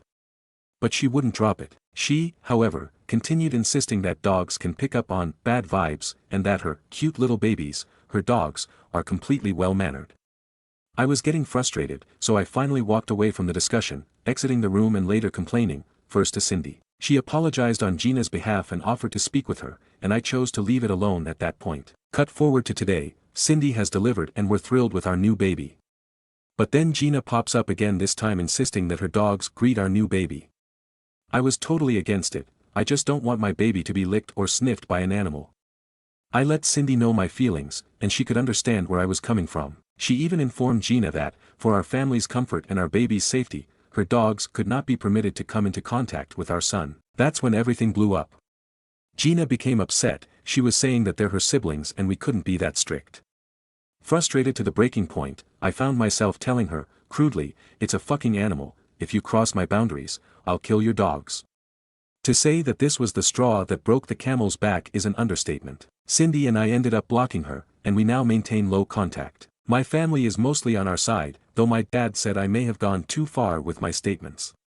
Honestly, nothing is more important to me than my girlfriend and our baby. I'm just confused why some people don't get along or respect boundaries of others. So Aita for not saying no to her dogs to be around my newborn son. Stories number 26. I, 26M, went through my girlfriend's, 24F, phone and saw she told her friends I had a small dick at the start of our relationship. How do I move forward? Me, 26M, and my girlfriend, 24F, have been in a relationship for just over a year. We had an instant connection when we met, and have overall had an amazing relationship. She's supportive in every way imaginable, and we have both helped each other heal from past relationship traumas. She's been an amazing partner. She always reassures me and tells me how happy she is. Our families have met and we've talked at length about our futures, moving in, getting married, kids, etc. She checks off all the boxes I've wanted in a partner. I however have always struggled with being insecure about my body, for a number of reasons. My self-esteem has been a major struggle for me for years that I've been in and out of therapy to address, and unfortunately it got the better of me. We rarely check through each other's phones, but I was drunk one night. I decided to look through hers and honestly there was nothing out of the ordinary, if not just further proof of her saying how much she loves me and how great of a relationship we have. I scrolled too far and found messages from 3 years before we were even together, back when she was in college actually. I saw her talking about past experiences with men to her friends, both good and bad, but the ones that really caught my attention were her telling her friends what they did together, how big the guys were, that they had the perfect dick etc. For some more context, since those experiences in college she was actually celibate, for about 3 years, which I actually saw proof of. There wasn't any messages like that after aside from talking about performing blowjobs, no penetration basically. On top of that, she was just in the process of changing antidepressants so our first experience together she was already feeling a bit numb and a lot of pressure around of course. Regardless, I got curious of course to see how she might have talked about me after our first time having sex. What I found was a bit shocking. She shared with her friends that although I was, on the smaller side, she enjoyed it. Obviously I know my body, I'm at about 5.5 inches, which I know some will call average but I know there's a lot of misconceptions around that with porn etc. One of her friends actually rebutted that that's normal and my girlfriend responded true but that she's still an advocate for big dick. All of this again, at the very beginning of our relationship. What really struck me was how she shared something so personal about me to her friends that I would later meet without knowing they knew all this about me. What keeps going through my head is the messages from college saying so and so guy was huge, etc. and it just makes me feel so insecure and small, pun intended. Our whole relationship we've both had a great sex life, she is extremely sensitive down there and can sometimes orgasm simply by foreplay, and has never seemed dissatisfied by my member. In fact she has constantly told me how much she loves it, how perfect it is, how much she craves it. We've had amazing sex together, sex where she's cried at how good it was and even told me she never had loving sex like this before or loved a partner she was having sex with like this before. All of which I feel the same and believe from her. And she's told me more recently how she always talks about how great our sex life is to her friends, how pleased she is. I've even seen messages to her friends confirming this from months after we started dating. When I brought up seeing the messages to her, she genuinely felt so bad that I had to see that and apologized profusely. She mentioned how these are things girls share among friends casually, but didn't realize how hurtful it was sharing that type of information in the moment would be. She also said that because of her bad experience with men in the past, especially with men degrading her, a partner in particular that did so to his friends while they were dating, she had gotten used to talking about men in a very disrespectful and degrading way. For me what I'm really struggling with is regaining my confidence, and getting the though of her being with or desiring bigger guys out of my head. I know she hasn't shown any desire for wanting that, but I can't help but think that now, and I'm worried about getting intimate with her again and having these thoughts come up. I feel so embarrassed, especially with her friends having known this about me. I just feel so insecure and worried that this will impact our relationship, and my ability to be present and continue on with all of these insecurities. How do I move forward? TLDR, I, 26M, went through my girlfriend's, 24F, phone and saw she referred to me being, on the smaller side, after our first time having sex. Stories number 27. My kind deed backfired in the funniest way. So I, 27F, am rather tall. I often help people in grocery stores that need things on high shelves. I just call it the tall tax. It's better to be kind to the short folk so they don't bust your shins. Well, one day after a rough day at work I am at the grocery store to get a few items. I used a basket because I didn't need much. I had just gotten some ice cream and was heading to the cashier when I come across a mother and teenage daughter. The mother was shorter than shoulder height on me, and the daughter was in a full-time wheelchair, no leg mobility. The daughter is pointing to a pint of ice cream she wanted, on the top shelf of the freezer, with only a few left pushed all the way to the back. I stop as I'm walking by, and kindly say, "Do you need some help? I have a bit more reach." The mother and daughter gladly accept my help, the mother saying she was thinking she'd have to get an employee to help. I put my basket down and easily reach up to get the pint, then pull the last few pints forward for the next person. They thank me and I return to my basket and go to pick it up. When I hear the daughter, "Thanks. We all know I wouldn't have been able to get that," and pats her wheelchair with a huge grin on her face. It takes me out. Instead of stooping down to pick up my basket I'm almost on my knees laughing. She's laughing too, and her mother stutters out, "Why you can't just say that to a stranger," to her daughter. But the two of us are just dying with laughter for a minute or two until we part ways. I can only imagine how hard that comeback would hit someone who was rude to them instead of cordial like I was. I know this isn't very traumatizing in the traditional sense, but it taught me to never underestimate the power of a person in a wheelchair to still land quite a blow. Stories number 28. Close friend did not make me a bridesmaid but expects me to help because the bridesmaid's mo will not. Am I petty to decline? A close friend of mine is getting married and I was expecting to be a bridesmaid, and was bummed to find out I was not, as I think this would be the only time in my life I would get to be one. I do not have many girlfriends who want to get married. She said it was because I cannot attend the courthouse wedding to get the legalities sorted out before the real wedding, which I did not quite get it, because they are planning a very small party at their home to celebrate. But I did not push, and I cannot cancel my plans as I will be getting a surgery on the date and cannot attend. But she keeps calling me for help with her planning now. First was none of her bridesmaids or mo wanted to come to her dress fitting, and she needed help so I went. Afterwards she invited me over so I could help with the invitations. Second was buying her courthouse dress, again no one but me showed up, she called me because others said no. Now she is asking me help with the bachelorette and bridal shower, because her bridesmaids are busy and she is having issues with her mo.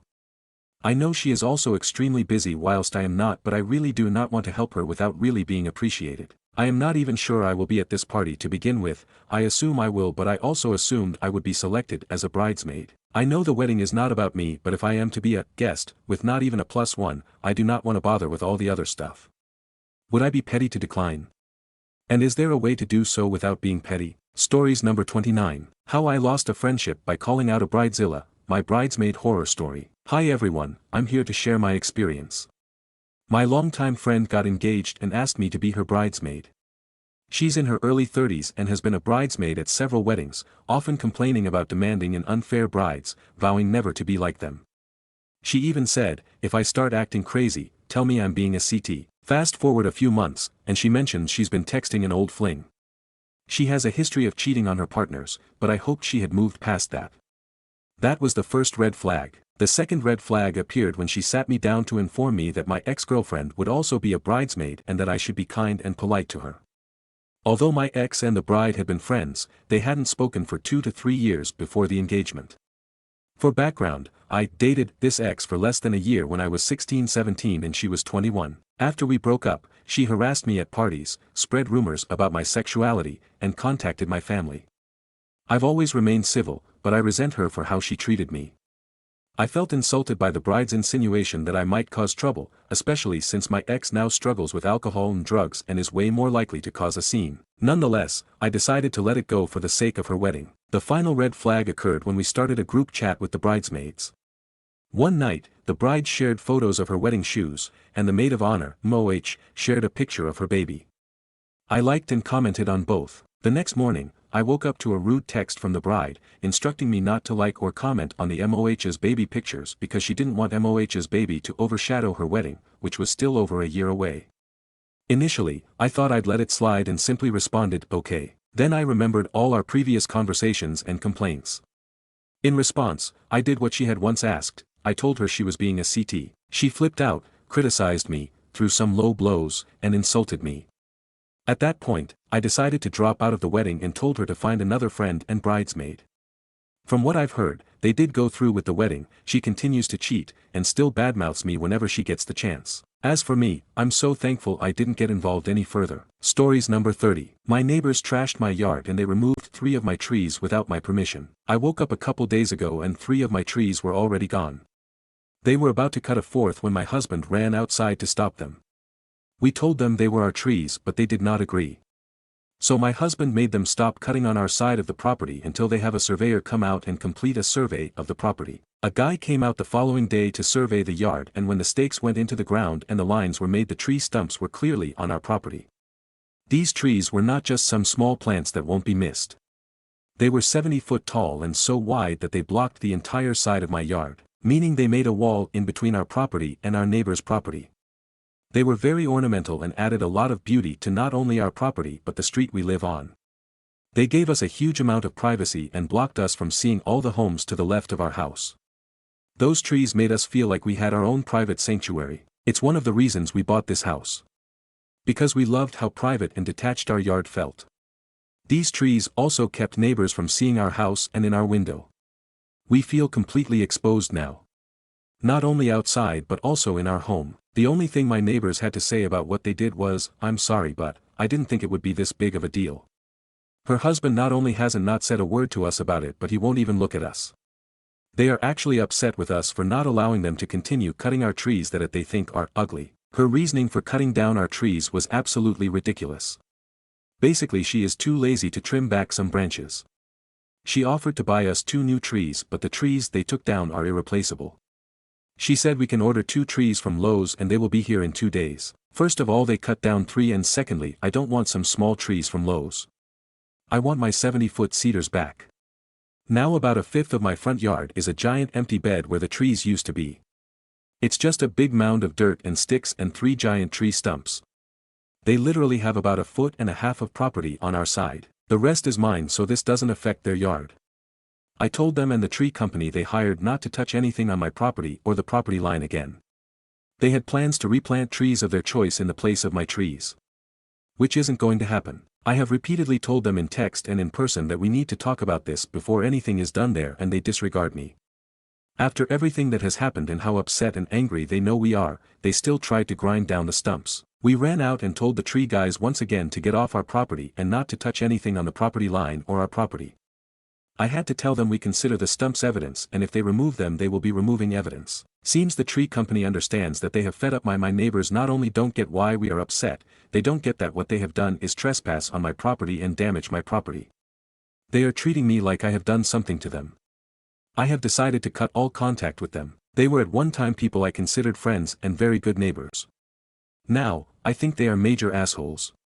Instead of looking out my window and seeing my gorgeous trees, I get to see them parking their cars in their front yard like we live in a trailer park. This is going to affect the value of my home. If I try to sell it tomorrow I won't get what I would have for it last week because it has no curb appeal now and because the front yard is trashed because of this. I have been crying on and off for days, I can't sleep because of this. I am also irate at their behavior and lack of remorse. "I'm sorry but I didn't think it would be such a big deal" is not an apology. Real genuine apologies don't come with a but. I don't know what to do but I have to do something to protect my investment. If they try to destroy the stumps again or come onto my property I'm calling the police and having them trespassed. Does anyone have any advice? We live in Georgia. Stories number 31. I was drunk from 19 to 25 and I can't get over the things I've done. My therapist and close confidants had said that these things are normal stupid young people things but I still can't forgive myself. A few years back, at 25 I was trying to unblock my sacral chakra, I really meditated on it, and all of a sudden what I can only describe as an ego death, cracked my entire psyche, and made me realize just how much of a problem I was. I couldn't move, I couldn't look my family in the eyes for days, and to this day I ruminate over and over about approximately 5 of the mistakes I've made. Just the thought of me bringing negativity into people's lives made me absolutely suffocate with guilt and shame. I was raised religious, I was the example child, I was sheltered and being straight edge was my personality. I started drinking when I was 19. It was my delayed rebellion stage. I think the reason I didn't self-reflect sooner is that I just never had to think about my actions before because none of them were ill-intentioned. But that doesn't mean they weren't bad. I have been struggling ever since my ego death. Present day I'm quite unremarkable, depressed, I socially isolate because I think that everyone would hate me if they knew everything about me, and don't even like the idea of potential success as I don't deserve it. I have been diagnosed with OCD because I believe that if I do not think about these thoughts over and over, someone or something will come for me. If I am honest, I feel like I deserve to stay static in my depression. I'm not alive, I'm not dead, I'm at an in-between state. And to other people like friends and family I am fine but I am suffering greatly. I can't move on from my past. It's like I don't even want to move on. I'm sober now and deeply researching my psyche so I can understand the why behind my actions, but this is the most I can do for self-improvement for now. I can't die because my family cares about me deeply and I'm afraid of death. I wish I never came to alcohol. I wish I was just a good person my whole life like other people. I was already on that track and I blew it. Stories number 32. Why do men hate Zendaya so much? Seriously, I would never understand the hate she gets from both men and women. Sure, she is not the best actress in Hollywood but you don't see this much hate and trolling against any mid-male actor. And trolls would always make fun of her looks by using a very unflattering picture of her which is often from Euphoria, where she literally played a character who is a drug addict. And honestly, I don't remember Zendaya ever made any anti-men or extremely feminist statements that would make men gang up on her. So where is this hate coming from really? I heard some men saying, oh, it's the media is always pushing Zendaya onto us.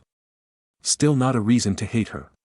You don't know her personally. Stories number 33. Aita for refusing to switch tables at a restaurant because a family wanted to sit together. I, 30M, went out to dinner alone at a popular restaurant. Since it was busy, I was seated at a small two-person table near the window. I ordered my food, was just scrolling on my phone, and enjoying my night. A few minutes later, a server approached me and asked if I'd be willing to move to a different table, one near the kitchen, so they could push my table together with another to accommodate a larger family. I looked over and saw a group of 6, including 2 kids, waiting nearby. I politely declined. I had already settled in, and honestly, I didn't want to move from my nice window spot to a cramped one by the kitchen. The server looked a little annoyed but said okay. However, the family was clearly upset. I overheard the mom say, wow, some people have no consideration. When I told my friend about it later, she said I should have just moved since I was alone and it would have been a small inconvenience to me but a big help to them. Now I'm wondering if I was being stubborn for no reason. Stories number 34. Aita for embarrassing my husband after he kept pretending not to hear me. My husband, 34M, has this super annoying habit. If he's on his phone, watching TV, or just not in the mood to respond, he pretends he doesn't hear me. I'll ask him something, and he'll just sit there, completely ignoring me, even though I know he can hear me. I've called him out on it before, and he always says, oh, I just didn't hear you. But it happens way too often to be accidental. So, last weekend, we were at a family gathering, and it happened again. I was trying to get his attention while he was scrolling on his phone, and he completely ignored me. I even said his name 3 times, nothing. So, instead of getting mad, I decided to test something. I casually said, hey babe, there's cake in the kitchen. Suddenly, he snapped his head up and went, what kind of cake? I just looked at him and said, oh, so you can hear me. His mom laughed, his sister smirked, and my husband turned red and got all huffy, saying I was trying to embarrass him on purpose. Now he's annoyed and says I was being passive-aggressive instead of just talking to him about it privately. I told him I've tried talking to him about it, and he always denies doing it. Aita for calling him out like that in front of his family. Stories number 35. I went off on my boyfriend in front of his daughter, Aita. My boyfriend, 37M, and I, 32F, have been together for almost 3 years. The first 2 years were great and then gradually he has gotten more rude and makes never-ending jokes at my expense. I have a good sense of humor and do regularly poke fun at myself, but his jokes are constant and like I said, always at my expense. The one thing he keeps joking about is that I never clean or do anything. Blank stare. Our house is nearly spotless most of the time, excluding the regularly accumulated dog and cat hair that appears overnight. When I make comments like, I made dinner, or, I just cleaned the kitchen, please put your dishes in the dishwasher, he will make remarks like, oh wow, she never does that, we better listen, or, OMG, she made dinner for once, aren't we lucky? I bite my tongue and move past it. Whatever. Today I decided to do a full vacuum and mop of the upstairs. I went out to the garage and told him, I just mopped the floors, please stay out of the area for a bit. He looked to his young daughter and said, wow, she actually cleaned the floors. We better stay out, she never does that. My blood boiled as I sat there with sweat dripping down my face from scrubbing his house. I turned to him and said, I'm always cleaning your fing house. Are you serious? Quit saying that BS, I'm so tired of it. He rolled his eyes and mumbled, I was joking, and proceeded to leave the house with his daughter without saying a word to me. I'm so freaking frustrated of constantly being sh*t on even though our house is always clean. Even my friend makes comments about how my house is always so clean. I feel so defeated and angry. I know my language wasn't appropriate in front of his daughter, he says much worse in front of her, but Aita for reacting the way I did, I feel like it never works when I politely ask him to stop, so I finally just blew up. Now he's probably mad at me for standing up to him. Edit, child does not live with us full time. Update, I left for a few hours to go vent to a friend. I came home to an empty house and have just been bed rotting and reading comments. He got home and started meal prepping. Turned music on and is singing along. I think he might be hand washing dishes. He will likely ignore me until I talk to him first. Because he's the victim, obviously. He is also on a constant mission to out-petty anyone who crosses him, so I don't believe me going on strike will do anything but give him an opportunity to show me how easy cleaning the house is. I know I should be leaving, but I still am trying to figure out how. Thank you everyone. Stories number 36. My fiance's brother announced that their wedding will be 2 weeks prior to ours at the same place. A few weeks ago my fiance's older brother got engaged to his girlfriend. I'm happy and excited for them, although they've been having relationship problems and he doesn't treat her very well. But I won't get too into it as it's not my place. She definitely deserves better imo. The other night we were all out to eat with family and I had asked if they had set a date yet. She set a date 2 weeks before our wedding. And also said, we didn't want to pick a date too close to your wedding. Honestly, I was just so stunned. I didn't voice any sort of opinion about it because I didn't think it was the time or place. I'm just so annoyed they didn't even consider talking to us before setting a date so close. And somehow they thought 2 weeks before our wedding isn't too close. It feels rushed imo with less than 6 months to plan. My fiancé and I have been planning our wedding for over a year. Our date has been set and known by our family for nearly a year and a half at this point. I just feel like there should have been some sort of conversation. It feels very inconsiderate. The other issue is that we'd both be planning to have our wedding at the same place and obviously a lot of the same family members would be invited. That just sounds insane. My worry is that family is going to feel burnt out having 2 big events so close together, or just not be able to attend both. I doubt many would want to or be able to come out for another wedding so soon after. And I really don't want to hear comments like, oh you guys should have just done your weddings together, as my fiancé and his brother don't really get along. They're civil. But to put it bluntly, his brother is a narcissist. He's definitely shown his colors over the years, so this whole ordeal isn't too surprising. But what the heck, man. With the wedding being less than 6 months away, I'm not changing anything. I've already booked vendors and signed contracts. Am I being bitter? Probably. But I kind of feel like we're being cut short. Maybe I'm overreacting. I don't even know what to say to them. Any advice on what to say to them, if anything? Stories number 37. My ex-husband is, creatively, not paying child support. When I applied for SNAP benefits they told me he had already claimed the children and I would not have access to the resources. I am the primary conservator. Do I have any recourse? I'm drowning, I can barely keep my head above water for my kids. I can't work any more than I already do. I suffered terribly at the literal hands of this person, and when I heard that he only needs to have the kids 1 day of the month to take the benefits I broke down. I feel that he is literally taking food from my children's mouth at this point, and while I do not have money or resources I would like to put up what little fight I have left. Thank you for anyone reading who has any insight. Stories number 38. Husband died, now creep neighbor is lurking again. Several years ago, when our daughter was a baby, my husband and I became friends with a neighbor down the street who also had a young daughter and similar interests as my husband. He is a single dad who has his daughter half of the time. Prior to the pandemic, he and my husband would hang out in the garage, ride motorcycles together, etc. We went to church with him a few times. He's very, very Christian. Gave us Bibles with our names on them. He had girlfriends occasionally and we would socialize as a group. Since he didn't have family around, we would invite him to join us for Christmas or Thanksgiving, sometimes Easter. Then the pandemic happened. I stayed home with the kids. My work dried up. My husband had to go into the office every day as a first responder. Since there was nothing open, the kids were going stir crazy. I'd take them out to play every afternoon. Looking back, it was like clockwork. He would come out at 4 to chat. Sometimes other neighbors would be out. It was nice to have social time. My husband would get home, talk a little bit, then go inside. I didn't think anything of it. Unfortunately, this is when my husband's drinking problem escalated. Neighbor took notice of my husband being gone or inside, and I was so lonely from being locked inside with 2 young kids all day. I was happy to talk to anyone. Unfortunately, I didn't realize me talking to him was giving him the idea I was interested in him. I never told him anything other than I was frustrated with my husband not wanting to come out and hang out with everyone. I let him know I felt alone, and if my husband was being distant with him.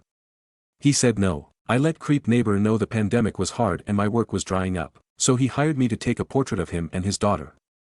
I was excited because it was the first work I had all year. I am a creative and have a photo and design service. When I got to his house to set up, he wasn't ready and his daughter wasn't there. I asked if he wanted to reschedule, he said no. The session took a long time because he kept stalling and going upstairs for an extended period of time. I should have told him to hurry up or I'd be breaking down and going back home. He claims he can't decide what to wear. I knew better than to go upstairs alone with him. Something felt off. During the photo session, he claimed he couldn't button his top collar button and asked me to help. I didn't feel comfortable and reached out, but it wouldn't move. I withdrew my hands and felt icky. Then rushed to try and end the session. When I got home, my husband was mad at me, and drunk, accusing me of sleeping with the neighbor. I was aghast and shocked. He said I took too long and was dressed too nice to be over there. And said neighbor had stopped texting him several months ago. I had no idea neighbor was only communicating with me. He always told me he texted me and my husband.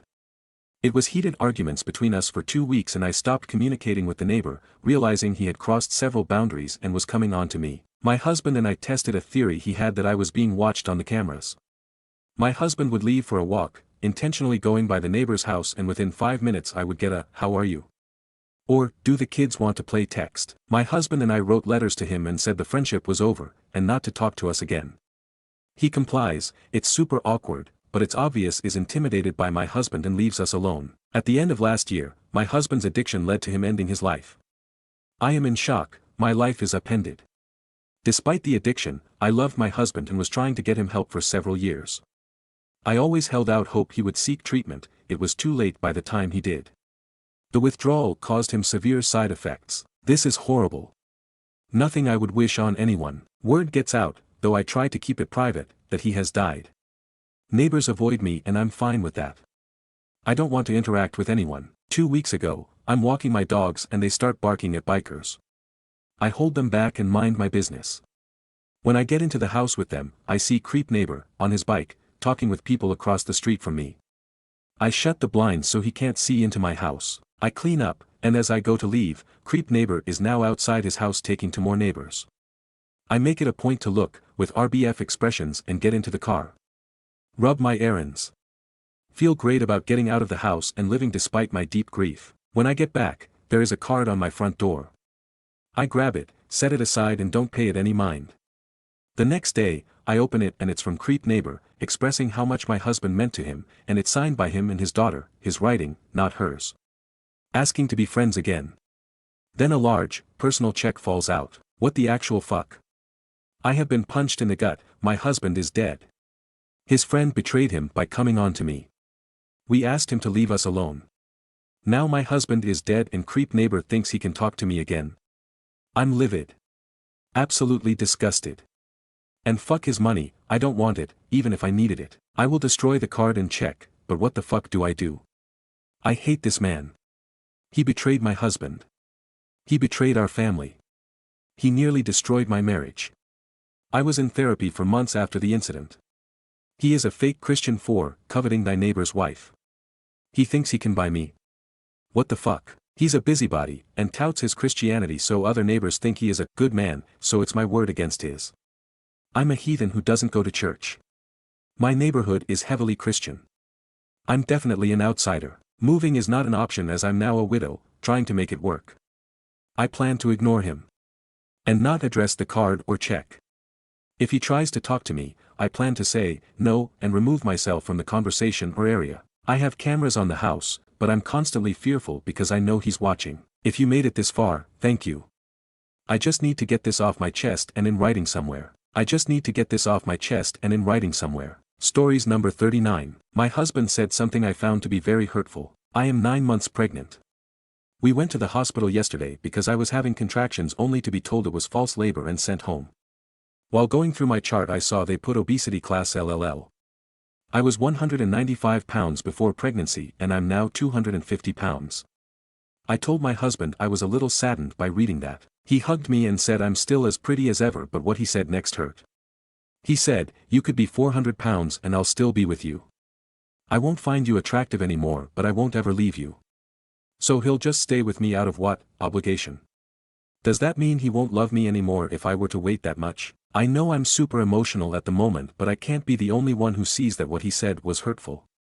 Do I have every right to be upset with him for saying that? Stories number 40. Am I overreacting after my teacher, 55M, confessed his love to me, 18F? My post got bigger than I thought it would, so I thought I'd post an update. Thanks everyone for the kind words and making me feel less guilty about it. It's also beginning to sink in more now, which sucks obviously.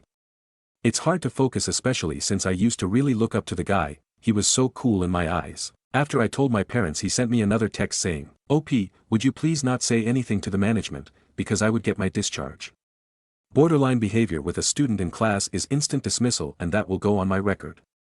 Can you let me know something please, or will you shut up? When you inform the board and parents, I would have liked to know. Then I can resign myself. I assume he got panicked because I didn't reply to the last messages, I just left him on read. Later he also deleted that message. I assume it's because he is making me feel guilty for him. You can't get that on your record here, since he didn't do anything illegal. The next morning he follows it up with, OP, I talked to my wife about it last night after the concert in X, the thought of watching you during bass guitar lessons. I teach many girls, teenagers and adult ladies, but what happened on Thursday was pedagogically irresponsible and strongly leaned towards borderline behavior. With other students I never have that. I am very rational and work according to reason. I had that under control, but it should not happen again. I told her that nothing happened and the classroom was open, etc. I will write to the management myself and put you and your parents in CC and ask for my resignation. Then I will do what is right and avoid stupidity. A new bass teacher is best for school. Then I can put that out of my mind too. Now I walk around feeling guilty. This evening after the concert in the music school of X, I will draft my letter and put you in CC. Can you forward me your parents' email address? Respectfully, Mark. And then when I didn't respond to that Oswell, he asked again for the mail address of my parents. He also mailed me to ask me, which I also didn't reply to. Later that day I met up with the girl who I have my classes with. We started talking about like previous lessons and about how weird this all is, like as Eve said before, extremely unexpected. We also noticed he does more favors for me than for her, but I always just thought he was a guy very passionate about bass guitar and a good teacher who cares about his students. Like helping me pick out a new bass guitar, recommending me cables, taking my bass to the store himself when it broke, and delivering it to my house. He didn't do that for the other girl, he would just say she has to stop by the shop sometime. He also once brought me home after a class because it was late and dark outside, which looking back, I can't help but just wonder, oh, was he just kind or did he have weird intentions all this time? He was always very adamant about being professional, always asking consent to move my fingers on my bass and stuff, so I just like wonder, does he do that to remind himself? Or yeah, it's hard to not look back and think about when this started. Also the fact that the last song he assigned to me was a love song. Duke, so in love with you. Don't get me wrong, it's a catchy song, but who knows, is it unfortunate timing or like a hint? I feel weird about it all, like everything turned sour and I doubt he'll touch my bass guitar anytime soon. My mom after a moment of trying hard got in contact with the school, since she tried on Sunday, usually they don't really pick up, and the school director got with her on the phone after hearing it was extremely urgent. He was very understanding and also very shaken up about it, also not expecting this to happen in the slightest. You could hear in his voice that he didn't feel good because of it. Anyway, my mom also sent a mail, with all the proof, the texts he deleted Oswell and stuff. She put the teacher in CC, and at the end of the mail put that he should never contact us again or reply to the mail. Thank you, Mom. Mark put in his resignation and will still be a teacher until the spring break, so the transition period between him and the new teacher for the other 7 students. So unfortunately at the moment my bass journey with the school ends here. The director did offer to quickly try find a new teacher for me, but it's fine, I don't think I obviously want to play at the moment. Slight happy ending. I guess, I mean, it does leave a very bitter taste in my mouth. I feel very betrayed and a bit disgusted and disgusting myself in way, I can't stop thinking about it and I feel so uncomfortable. Just the thought of in what way he was looking at me and for how long. But thank you guys for all the kind messages, it helped me feel a bit better. Update 6 hours or so later for the comments. No, I am not someone who wrote this because it's my fetish, that is such an odd thing to say. I don't think some people realize how often grooming etc. and that stuff actually happen, spoiler alert, a whole fucking lot. Touch some grass, hope this helps. Stories number 41. 40M, how can I ask my wife, 35F, of 10 years to stop making jokes about oral sex? We have an awesome relationship. Never fight, no yelling or name calling. Lots of love and sex. It's a great marriage. We love each other very much, and I am utterly devoted to her. We're not entirely compatible sexually. My interests in that realm are more broad than hers. The primary incompatibility is oral sex. I love to give and receive, she's perfectly happy to receive, but never asks for it and very rarely reciprocates. If she does, it's never been longer than a minute or 2. I've never come close to finishing. Enjoying oral sex brings me a tremendous amount of satisfaction and joy, and it's a really important component of sex for me. My wife does not enjoy giving it, however. I have accepted this situation as an unfortunate reality of my life. I'll never get a blowjob. I don't blame my wife for this, and I make a lot of effort to not dwell on it nor let resentment creep in. I know her lack of enjoyment isn't something within her control. You either like it or you don't, and she doesn't. I have asked for oral sex in the past, and it is so painfully obvious that she does not enjoy it that I won't ask again. I very much want a blowjob, but I absolutely do not want one from someone that doesn't want to give me one. The issue I'm experiencing is that my wife will often make jokes about oral sex. Usually in general terms, but sometimes she'll joke about the fact that I'm not getting any. These jokes stick in me, and they really sting sometimes. I know that isn't her intent, she's just joking around with me, as we often do about lots of topics, but it still hurts. The other day she told me that she was reflecting on something thoughtful I had done for her and said to herself, "That man deserves a blowjob." She chuckled afterwards. Regardless of how deserving I may be, I know I'm not getting a blowjob. And it makes me sad. When these instances occur, my reaction has been to freeze up. I can't join in on the joke because it isn't funny to me. I can't express anything I have here because I'm not prepared in that moment. I'm afraid that saying anything will only further reduce my chances of receiving and will send her spiraling, which has happened before. So I just kind of smile and nod and try to change the subject or leave the room. It's obviously not helping anything. How can I talk with her about this? We've addressed the oral sex, the fact that she won't indulge in that with me, and how that makes me feel. We've even talked about it in therapy together. To be clear, I'm not trying to get help in getting my wife to go down on me. I'm so thoroughly convinced that she doesn't like doing it that I could never enjoy it. That ship has sailed. I don't think that ship was ever even in the harbor. I just want to ask her to stop joking about it. TLDR, my wife frequently makes jokes about oral sex and will only receive it from me. She will not give it. This despite knowing how much I enjoy it and how badly I want it. It feels bad and I'd like to ask her to refrain from the jokes. Update. First, a hearty thanks to everyone that offered advice on the first post. It was immensely helpful, and I am very grateful. I spoke to my wife in the morning a couple of weeks ago. I decided to try to focus the conversation just on her having said the week prior that I deserved a blowjob for something I had done for her. I asked her if she meant that, or if there was another reason she said that. Her explanation was that the deserved a blowjob remark was supposed to be a joke. We have agreed from early on in our relationship that we don't keep score in doing things for each other, and specifically we don't exchange sex acts for favors, so that's why it was a joke to say that I deserved one. Yeah, she really is hilarious most of the time, but this joke was a clunker, we agreed. I do take her at her word though. It was meant to be a light-hearted joke. It just fell pretty flat. Anywho, the conversation that followed was so constructive. I said that comments like that sting a little and reiterated that while I really am okay with her disinclination to perform that particular act, that I still really want a blowjob, and that it feels pretty bad and is quite confusing to hear that I deserve one from the one person that could give me one, but won't. She was very apologetic. Causing hurt like that definitely wasn't her intent. I accepted her apology and of course forgave what little there was to forgive.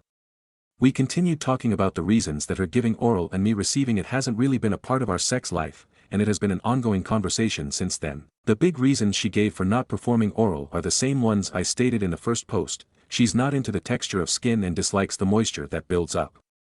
She also talked about how she's not very confident in her abilities, which surprised me to hear, and that fatigue becomes an issue after a bit, too. I gently asked if there was some trauma that was also playing a role, and she confirmed that there was. We didn't get into details, but I can piece some things together. I know the guy she was with before me, and he is a colossal piece of shit. She's told me enough about that relationship and I witnessed enough of it before we got together that I don't think I need specifics. It involved him, so it was bad enough. Since that conversation, sex together has been amazing. We've added a little bit to our standard routines, including oral, but not too much yet. We're learning together how to embellish our sex life just a little at a time. We're talking about it a lot more, too. It's the talking out of bed that has really been revelatory, go figure. Once we pushed past the awkward opening moments and really got into the conversation, with details as precise as we could make them, it immediately began to add incredible strength to our relationship and depth to our sex life. But sustaining that conversation over days and years is really challenging. It's difficult to be that vulnerable so often, and it was surprisingly easy to close myself off from my wife, my greatest friend, in an attempt to protect myself. I love my wife so much. I love our marriage, and the partnership and friendship that we've developed. I've never known its equal, and I hope I never see its end. TLDR, we talked, and everything is good now. Better than ever, really. Stories number 42. Watched my brother, 26, pass away yesterday. Was called to go to the hospital since he had gone into cardiac arrest. They resuscitated him twice but he couldn't stabilize and passed not long after. My brother was autistic and really enjoyed music, so I played his favorite songs and hummed the tunes next to him while I was there. My grandmother and him were the two people I grew up with and I've now lost them both abruptly and traumatically. I'm finding it hard to accept and can't really come to grips with the fact that he is gone. I have basically no relation with any extended family, and he was supposed to be the one I got older with. Now, I don't really know how to come to terms with it all. Just miss him so much and regret not spending more time with him. Stories number 43. Got off birth control, realized men are hot actually. I just got off birth control for the first time since I've got my period basically, and holy shit I'm so goddamn horny. I thought I was asexual in my early mid-teens, then thought I was a lesbian for a minute, because women. Need I elaborate? Before realizing I was bi and just more attracted to women. But now it's like, women are still fucking gorgeous, but what happened to all the men that they suddenly look so handsome and fuckable? The same guys I'd roll my eyes at for wearing the same few t-shirts and cargo shorts every day. The ones who put no effort into their appearance with their bed head out in public. Someone needs to tell these men that I'm about to drag them into bed with me if they keep coming to my workplace with their damn cute bed head. I'm talking to you redhead man who's at least twice my age with your dumb little smirk. Anyways, just trying not to be such a slutty little bitch that I fuck all my friends and destroy my social circle. Please don't destroy my DMS too badly lol. I'm not desperate enough for anonymous nudes yet. Stories number 44. I don't fold my husband's clothes. My husband is a doctor, the kind that works on Monday through Friday, fixed schedule, no emergency etc. And we recently moved to a city closer to his job so I am Sam until I find daycare for my kid. My husband thinks because I am home I must do everything, cooking, cleaning, grocery shopping, checking mail, shoveling snow from double car driveway and doing everything for a kid too. Any time I have tried to have conversation about it has turned into an argument. Since last 2 to 3 weeks every time I fold washed laundry I have started just rolling his scrub, his clothes etc. instead of folding them neatly and putting it anywhere in his clothes without bothering to separate work casual home clothes. I put my own and my kids' clothes neatly and in their place because kid is 3 and they haven't learned this chore yet. It's petty and it gives me little bit of satisfaction to not make any extra effort or thought when I am getting none. Stories number 45. Aita for shutting down my MIL after she kept testing me as a mother. Ever since my baby was born, my MIL has been constantly second-guessing me. At first, it was little comments, oh, you do it like that? Huh. But lately, it's like she's trying to catch me messing up. For context, my relationship with MIL has always been polite but not exactly close. She's always been a little overbearing, but since I had the baby, it's like she's taken it to a whole new level. She suddenly acts like she's the expert on parenting and I'm just some clueless rookie. My husband is her only son, and I honestly think she still sees him as her little boy rather than, you know, an adult with his own family. She's always been a bit opinionated, but now it feels like she's going out of her way to prove she knows better than me. She keeps making these weird little tests. She'll tell me to put socks on the baby, and the second I do, she'll go, oh, now she's too hot. Or she'll say I should let her cry for a bit, and the moment I do, she's like, a good mother would know when to step in.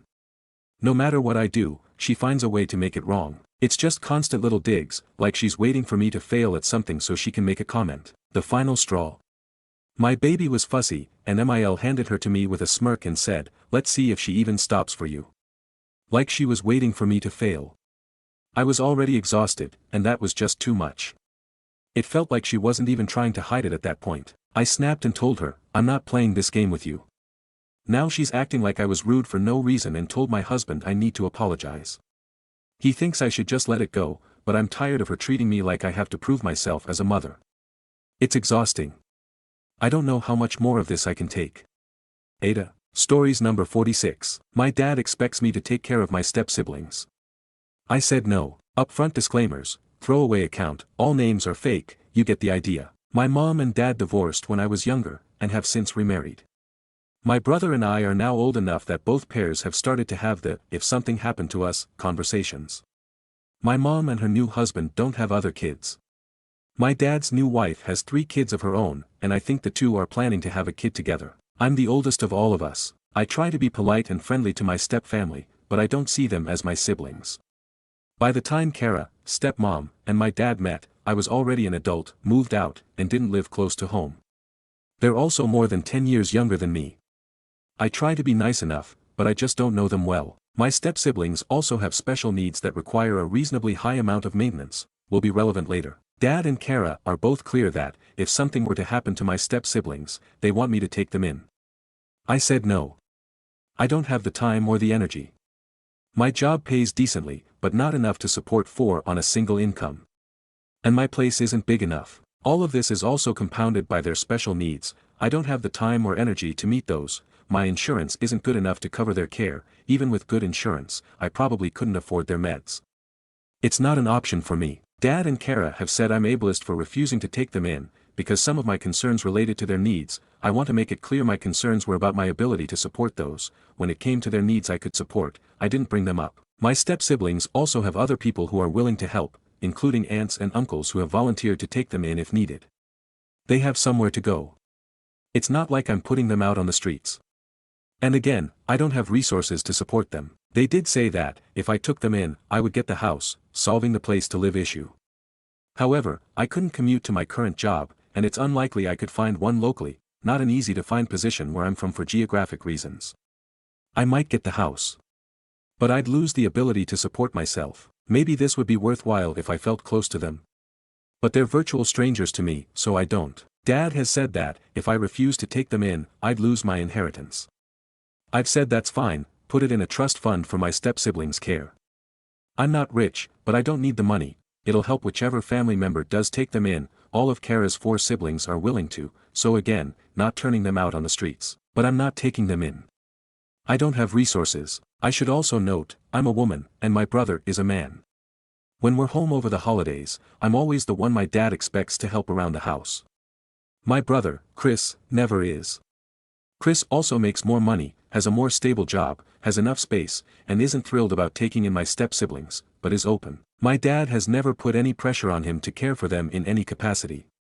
I am older, but we're both in our mid-20s. We're very much adults. Chris would be a reasonable option, but is never brought up as one.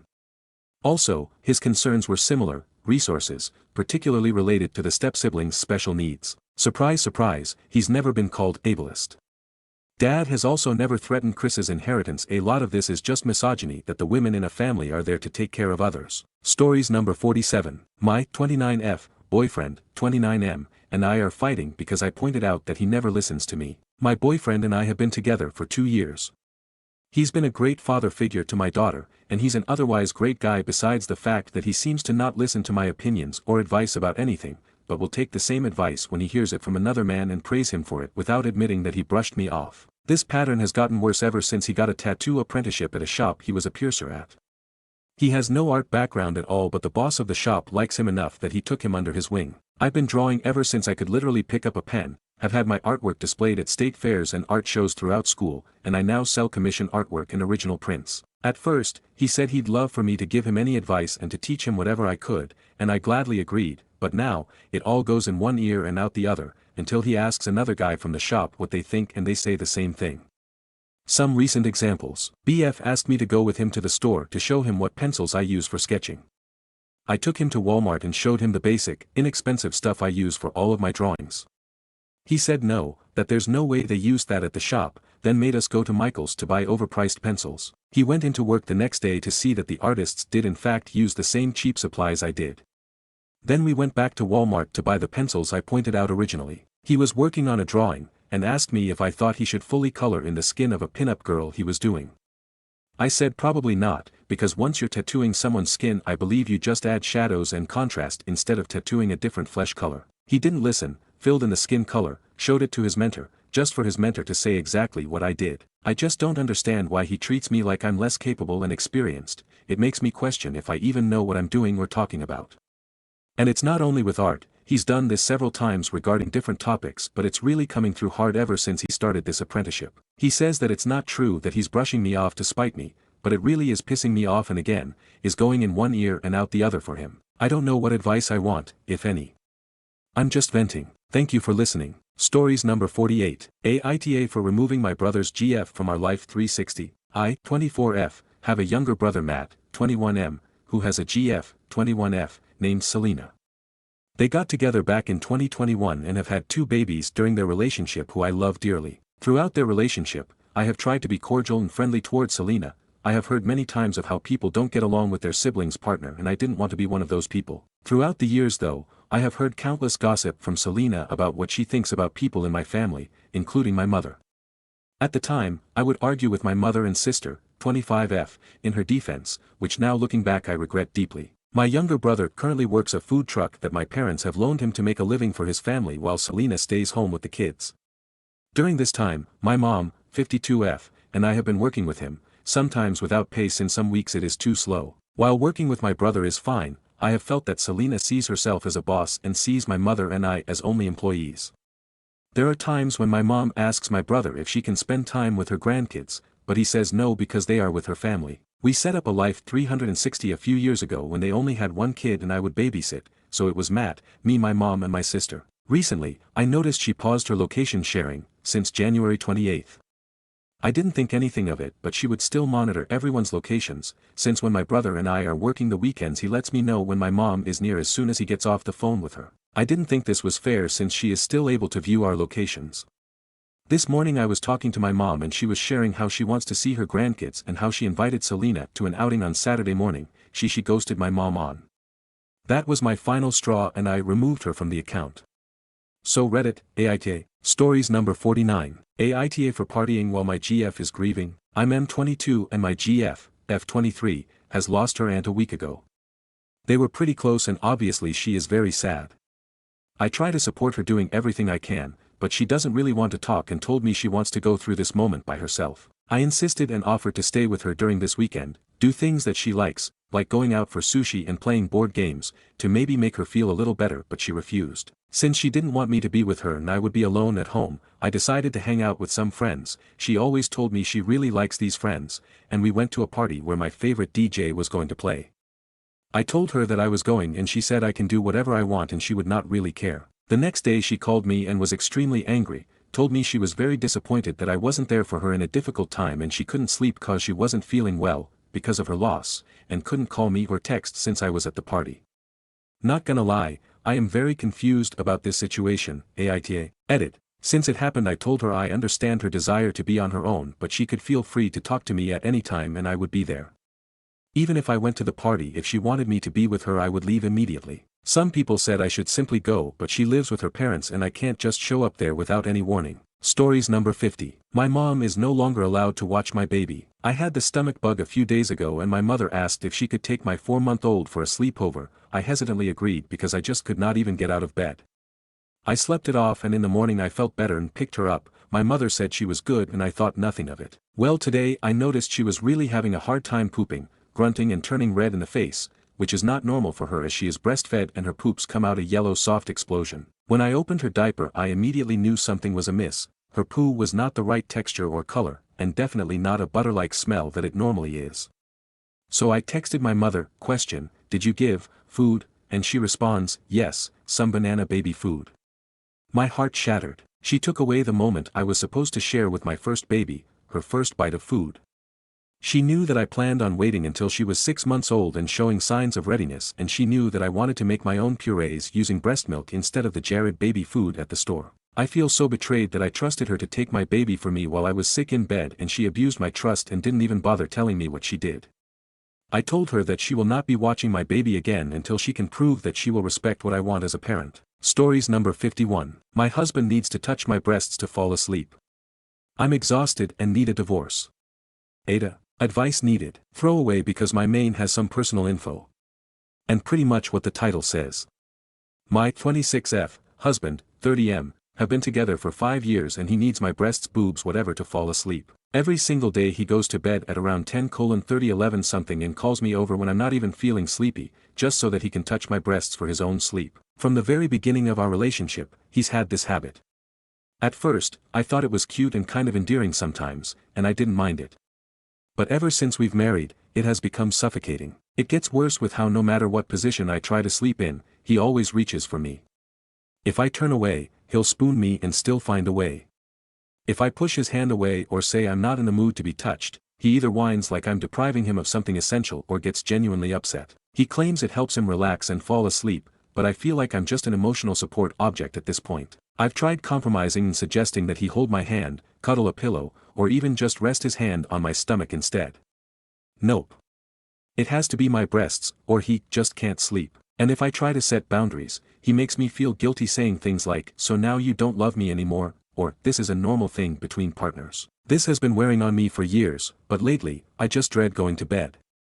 I feel like my body isn't even mine in my own home. The main reason this makes me so mad is because this is the only form of affection I get from him. Forget cuddles or random kisses, he doesn't even give me a hug.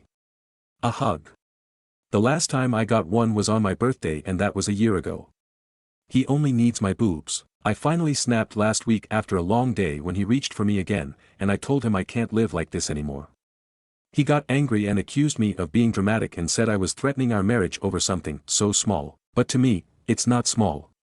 It's a constant, daily violation of my comfort. What makes this even worse for me is the fact that my husband does nothing to help me at home.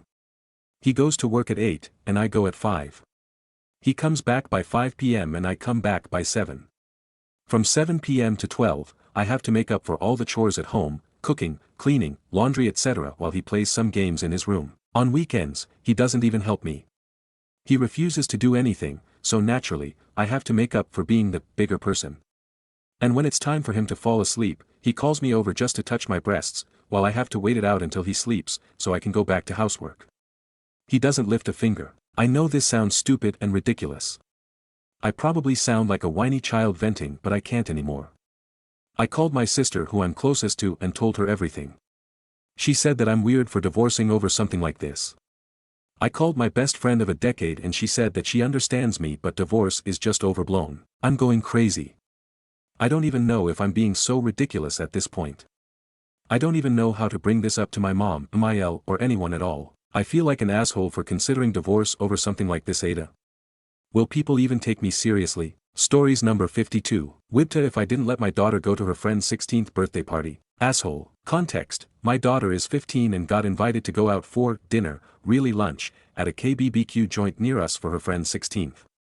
My daughter has been dying to try KBBQ and her friend is renting out a karaoke room. On the invitation, however, it says all the kids invited are required to bring $80 to pay for their own food and give back to the girl's mom for the karaoke room costs. I think this is BS. If you invite someone, you should be at least offering to pay. At least that's how I was raised. And Korean barbecue, that stuff's not cheap. Don't know about other places, but the restaurant my daughter was invited to charges like $60 for one meal, which is expensive.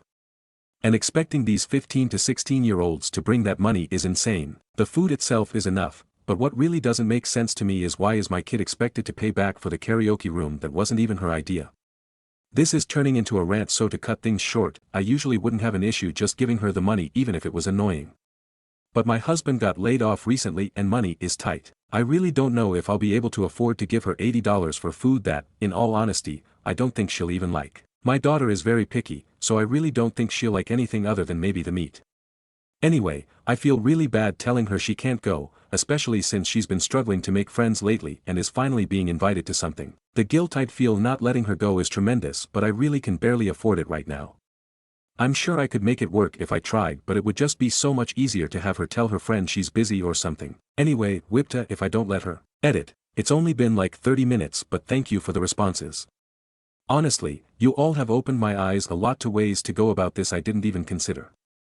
I want to say I really do like the idea of her getting her own money to pay, but the party is in a week and she does not have a job. She doesn't really have any way to make money, that doesn't involve chores, but either way, that would come out of my pockets. And before you twist this sentence, I have no problem giving her allowance, it's just the current situation in which it's hard. And she's a big spender, which she got from me, so she doesn't really have money saved up. Don't worry, I have a savings account for her. I also appreciate your criticisms about how I said she probably won't like it. I guess I didn't realize KBBQ was mostly meat, I thought it would have more traditional Korean food, which is a judgment error on my part. I actually am happy she wants to expand her tastes, so I understand the way I worded it was iffy. If and when I reach a consensus, I will update you all, so thank you for your comments and suggestions. They help a ton. Stories number 53. My cat changed her personality because my other cat died. Hi everyone, so I had two female cats, one calico and one black, they are both 8 years old. The calico died in January, it was very sad, but she was the one that always was all over me, the black one not so much, she used to like her space and wander around. Since the calico died, the black cat is always meowing at me, it's like she wants something but I don't know what it is. I feel it's really a problem, like she needs help, because she does this all day. I mean, she doesn't wander around anymore, she doesn't take naps, she is always in the room I'm in, meowing like she needs me to do something. I pet her, I pick her up, I play with her, but she just returns to meowing. What should I do?